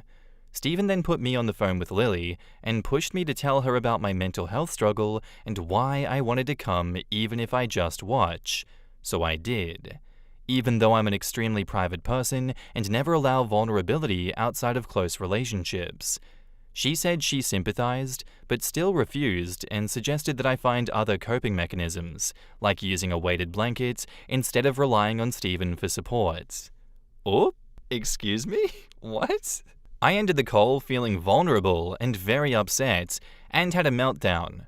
ADHD emotional overload, not a tantrum. I didn't yell or demand anything. Afterward, I told Stephen that I didn't want to visit Lily and her husband again as I'm obviously not welcome, but I encouraged him, without any passive aggressiveness, to go and enjoy himself. I didn't want to appear clingy and keep him from his friends, even though I was struggling emotionally. With their explanations about wanting 4 people and that I'd be bored, I'm questioning whether I overreacted. I see them thinking that he should have activities without me and not knowing that he does. I've never asked him to cancel any plans for me before. This was not a common occurrence. I've been spiraling with all sorts of thoughts as to why they didn't want me, worried that they hate me or that they don't accept me as his girlfriend. I also wonder if my stress and ADHD rejection sensitivity influenced my reaction. Am I the asshole here for asking to come, even though I wasn't invited, and then reacting so strongly to a refusal that I will not see them again? Additional info. Answers to a few concerns and a bit more backstory. 1. Stephen lives with his sister Rowan, and they see each other all day because he works from home and she only works part-time, so I wasn't trying to take sibling time away. 2. It was a board game night, not D&D. It wasn't something they do all the time, just a one-off. And they were going to play a board game that I had recently bought with Rowan and Stephen. Actually, they were going to take my copy, and hadn't had a chance to play, so I at least wanted to watch to learn the rules and stuff. It is only 4 players. 3. I don't have my own separate friend group as I moved to this city for work, and the first few people that I met were incredibly toxic, and it's been hard to make new friends with my job and weird hours. I also work with mostly men, so it's hard to just make friends and not have it misconstrued. I met Stephen coincidentally at a local event where I was supposed to meet some co-workers, but then walked away from the group because of their wives/girlfriends giving me death glares. 4. I didn't ask to go at first. I just wondered why I hadn't been invited and that I'd rather spend the time with him.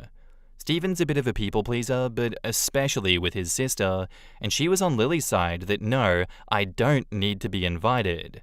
This isn't the only event where she's involved that I've been excluded from.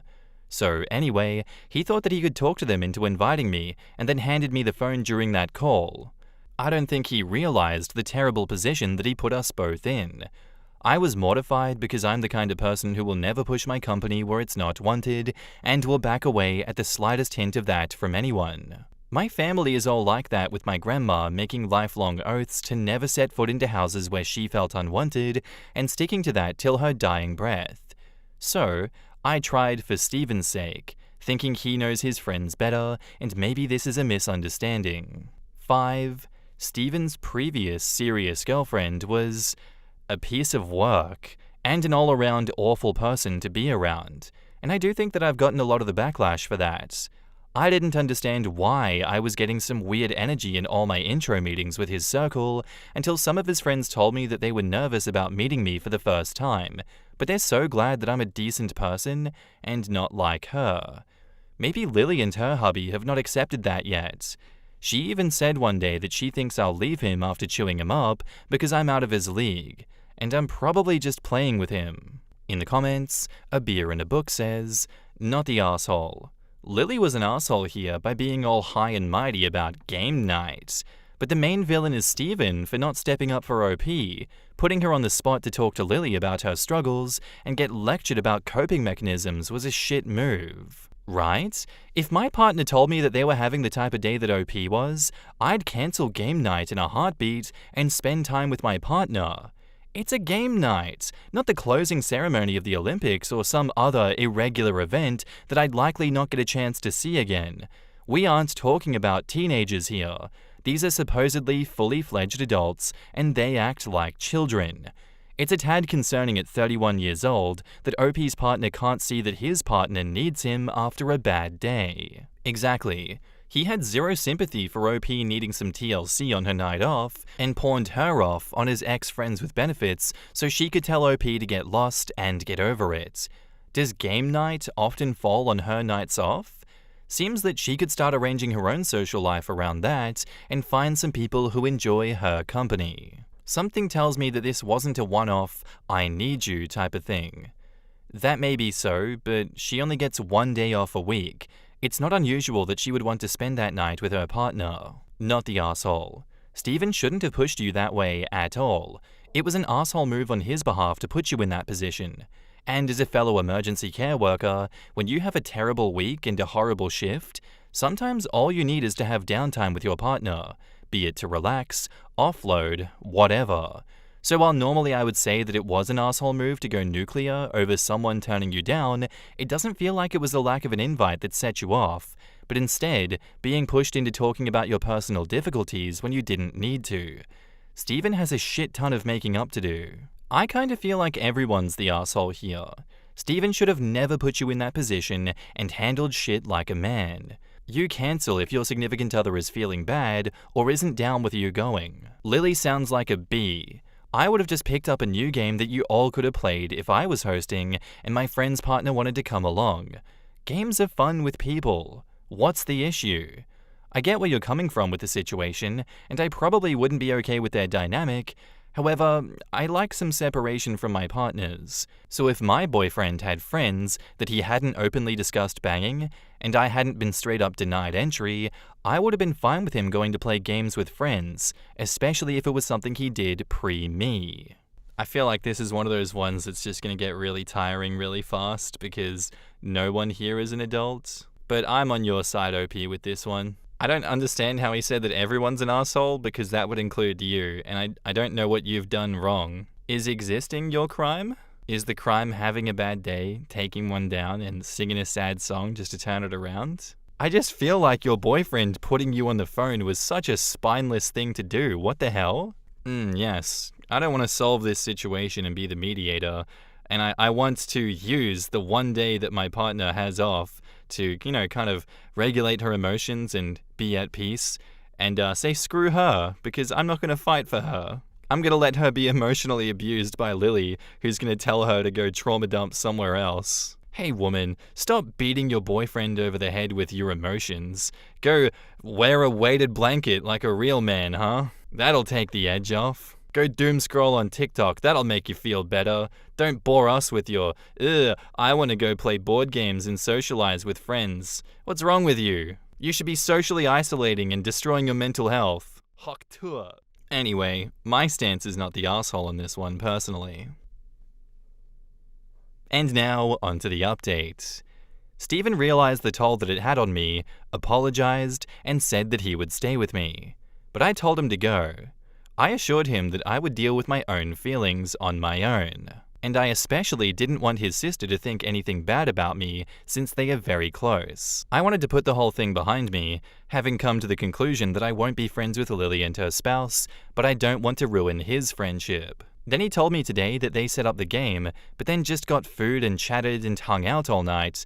So I got a bit pissed off, but he was angry too, so I think he sees the situation better now as well. He says that Lily was weird to act this way because he's never seen her be this cold or exclusive before, and always talks about inclusivity and being welcome, and she definitely has dealt with serious mental health issues before that they've helped her through and accommodated. Lily be like, I'ma pull the ladder up behind me after I got everything I needed. But after reading everyone's comments, I do see her side of it. I can see how it might come across as me using my struggle to strong-arm and manipulate my way into an event at their house. But I only shared because of Steven's belief that she would be caring and understanding and helpful. I still think that she was very mean to exclude me like that, especially after the events of the night, but I see how it was a very shitty experience for her too. Anyways, boyfriend and I are going to work on our communication. I told him how the issue escalated because we didn't work it out between us and that we should never have actively involved her. He understood. He's 31, but he's been living alone and having mostly short-term relationships, so he hasn't had a chance to learn to navigate these things. And his last serious girlfriend was all of the red flags. And yes, he might be neurodivergent too. In the comments, Lausim59 says, I'm editing this after reading some of the comments from the OP. Your initial post said a D&D type game, but your comments state that it's a board game and they were going to use your copy. That makes a difference. You've only been dating a year. Your comments suggest that there are continuing problems with your boyfriend not meeting your needs, but also making you sound needy and insecure. In a healthy relationship, social interactions with others is healthy. You made a lot of excuses about why you don't have your own friends, and I'm guessing there are things that you're leaving out of your post. You say you only have one night off a week? Are you working 60 to 80 hours a week, or is your job evening shift? If so, you have morning times that you could get involved in activities. Surely there are libraries, museums, animal rescues that could use help, etc. This does not sound like a healthy relationship and may be contributing to your mental health problems. Everyone sucks here. OP says, sorry, I see how the game types got confusing. I do work late hours, and I have 2 days off a week, but one of them's a weekday, and that's when I usually do all of my chores, etc., because Steven works a regular Monday to Friday 9 to 5. The job is draining, and I did make some friends here at first, but there was a lot of toxicity almost immediately. Yes, I am leaving things out of my post because I anticipate hate or backlash, or a "you're delusional." The thing I'm leaving out is, it's hard to make friends because men find me quite attractive. It's that tism riz. I'm no model, I'm like 5 foot and not well endowed, but my job keeps me quite fit. I also love video games and other nerdy things, and because masking can lead to reciprocating what others want you to be like, I often become the ideal girl before the mask falls away. In a mixed group, I find that some people will actively hate me for this, either because I don't want to date them or because they think I'm competition. But I've managed to make really good friends despite this in the past. I've just moved away from them all, and making new ones as an adult has been hard. Why did OP mention Steven and Lily slept together if she's not bothered by it? OP says, actually you're right. I am bothered with how she brings up how cute he is, etc., but not bothered that anything is gonna happen now. It's in the past, and I know he's not the cheating type. I've got years of reading people under my belt, and he's a terrible liar, so when he told me that it's history, I believe him. I mentioned it because I wonder if that's why I was excluded. Like maybe she's not over it. If I'm not there, it's basically her and 3 people that she finds attractive, and who hypothetically find her attractive. I think that sounds quite appealing for an evening's entertainment. Lily kinda sounds like a bit of a pick-me, and that she's threatened by you from what's been explained.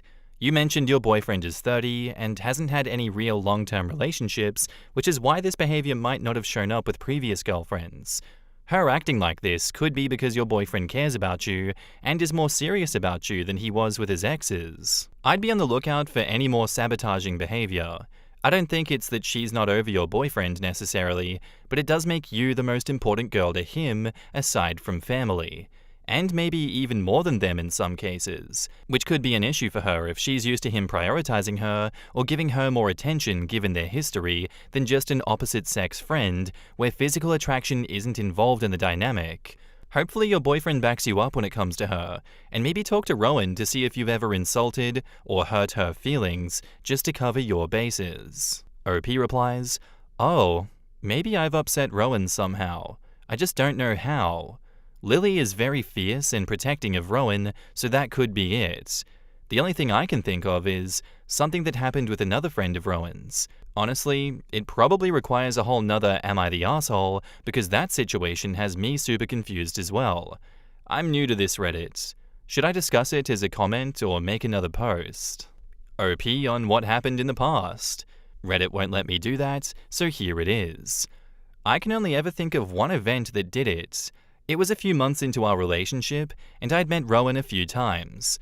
When her friend Claire visited from out of town, Steven was staying at my place, as I had some rare time off.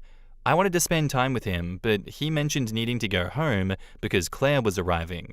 Although Claire wasn't his friend, Steven needed to be there for her due to his dog's discomfort with strangers. I suggested coming along and doing something together afterwards, but he said that Rowan and Claire might want to hang out, so I suggested making it a group outing. But Steven became evasive, hinting that I may not be welcome. His entire manner became super suspicious, and I knew he was lying to me about something. I asked if there was anything that I should know about his relationship with Claire.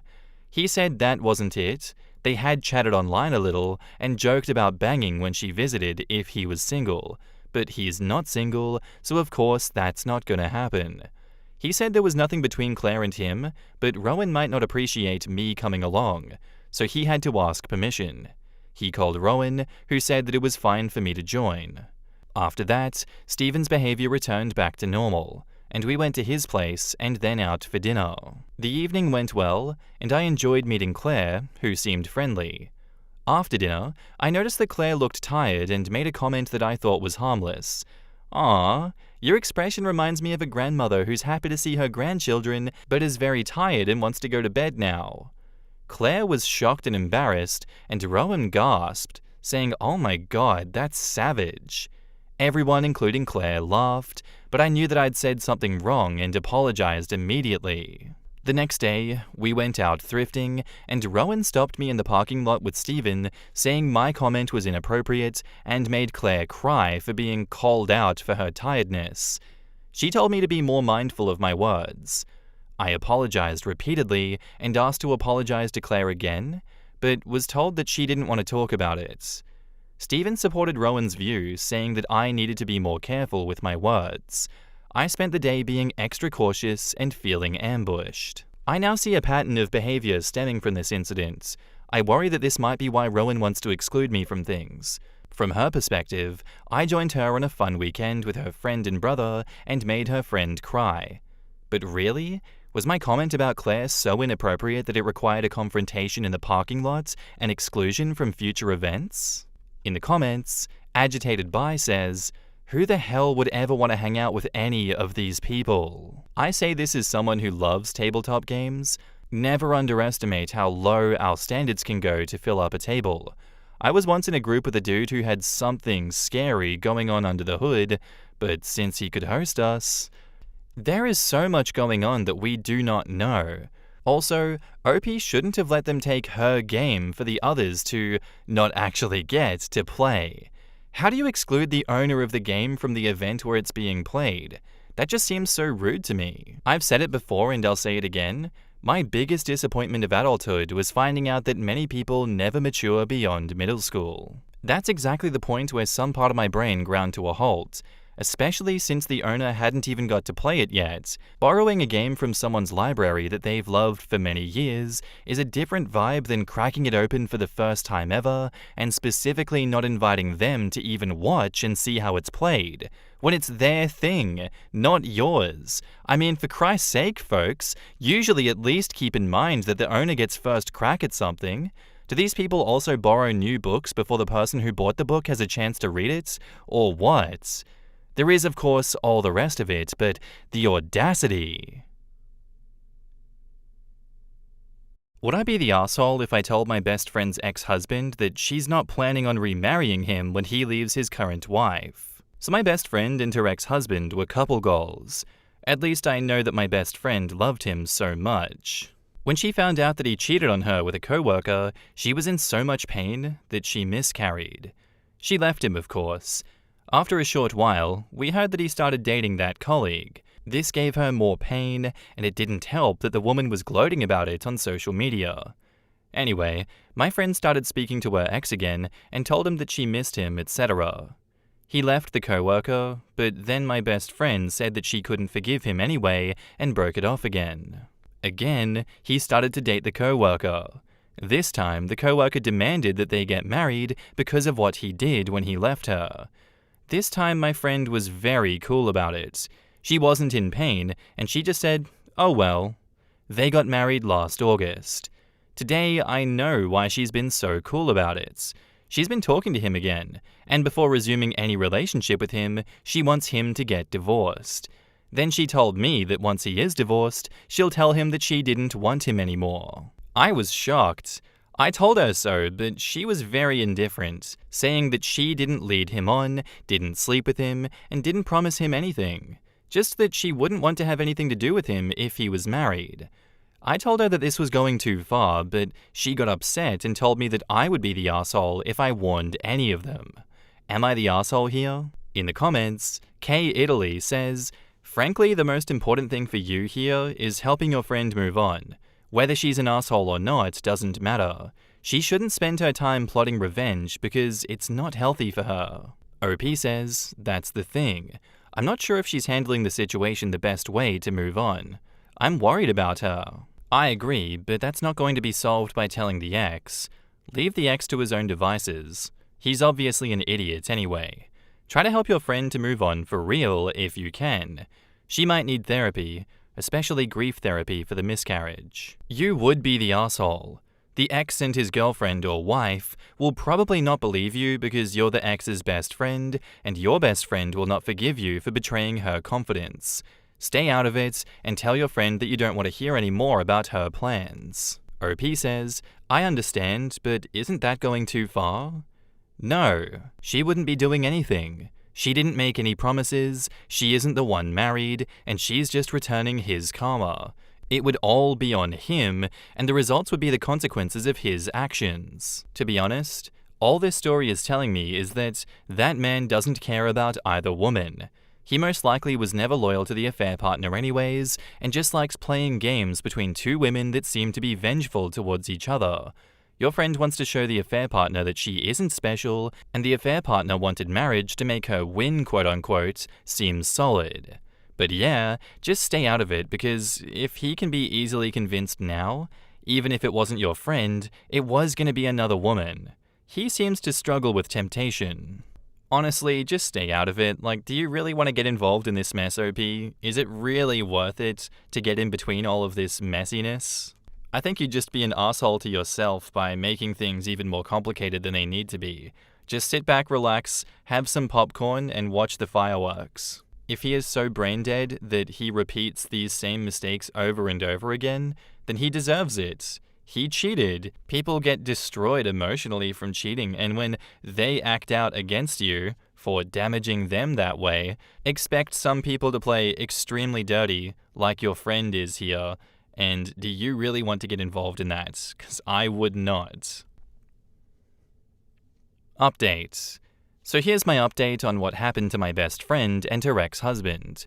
I'll try to link the original post again. I ended up not wanting the ex-husband like you guys advised me to. Again, I will not divulge any information about locations or names or age. Shortly after my post, my best friend asked her ex-husband to make his divorce announcement public, to say how he regretted it and how he still loved her and wanted things to work out between them.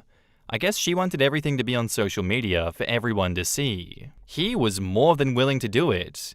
Afterwards, he thought that everything was going to be fine between them because he did everything she told him to.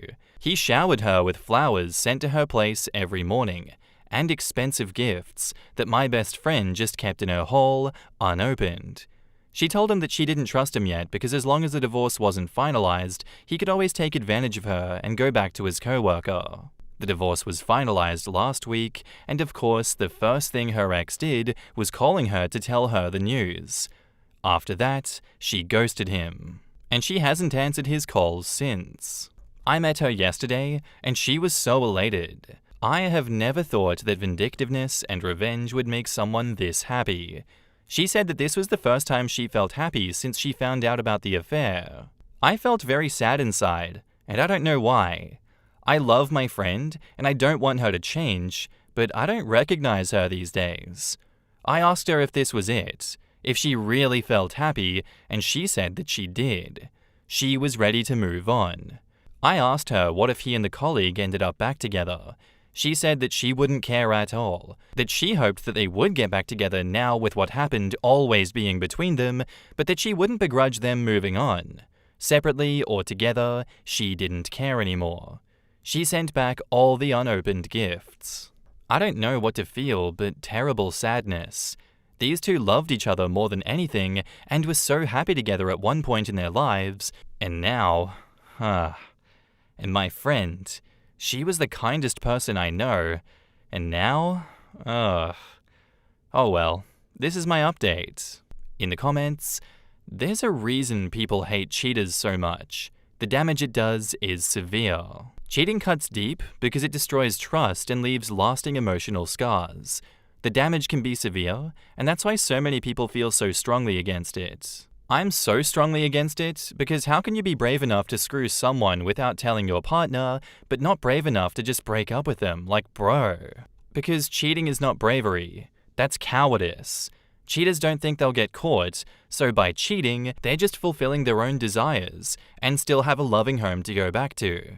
So there's no downside. Bravery would be talking about what's not going right in the marriage, because that causes uncertainty if the couple will stay together, which does change your comfortable way of living. Or bravery to say goodbye and not working it through, because again, that will uproot your life and it may be harder on your own. Cheaters hide, sneak, and lie.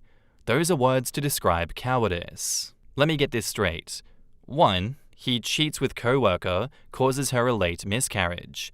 2. Dates coworker. 3. Begs for wife back. They talk, he's still a cheater, she doesn't trust him, so he goes back to the same coworker. 4. Marries the coworker, so he won't leave her again, still begs for ex. She said publicly declare love and divorce her. 5. Long-term revenge, he divorces coworker and tries to win her back. Friend is finally at peace. The reason she doesn't care? Your friend showed the office worker, coworker, that he will always want her. He is still a cheater and nothing special, and if the coworker takes him back, they will now have all of this between them. I can see why she's at peace now. Hopefully she'll move on. Just be her friend and support her. Quote, these two loved each other more than anything and were so happy together at one point in their lives. Love wasn't enough for him to betray her and cause her the most pain a person can have. OP replies, that see you in the Northern Territory was all over social media gloating about her relationship with him. My friend literally copy-pasted her exact words and verbiage for her ex to use as he announced how happy he was that she was giving him a second chance. Exact same words. He made many posts about how regretful he was and how he will not mess this chance up. Now she's deleted all of her social media, probably out of shame and humiliation. Look, I get where you're coming from, but I think she was in the right. He made vows to your friend and broke them. Her child died, and the whole life she had planned died with it. She showed his new wife just how little his vows meant to him and how little both women mean to him too. Sure, it was entrapment, but it only worked because he's an awful person. If he had stayed loyal to his new wife, then your friend would have had to move on. But he didn't. I get that you're worried about who she is now, but she is still grieving her child, relationship, life, future. Anger is a perfectly healthy phase of grief. There is a good chance that she goes back to being exactly who you thought she was. Now you know she's capable of standing up for herself and not being so kind that she ends up a doormat. Maybe I'm a bad person at heart because I think what she did was pretty badass. Men screw over women every day, women sit around and cry and complain, but this is what they should do. Sweet revenge. Has nobody ever thought of just living a happy life and being successful as the best revenge? Come on guys, let's be civilized, let's have some decency. Let's not go looking for unhinged revenge. Or, I guess a lot of people would think it's very hinged revenge. But hey, you know, shit happens, and I can see how his betrayal of her caused so much damage. You know, I don't blame her for getting her revenge. If that's what makes her happy, good on ya.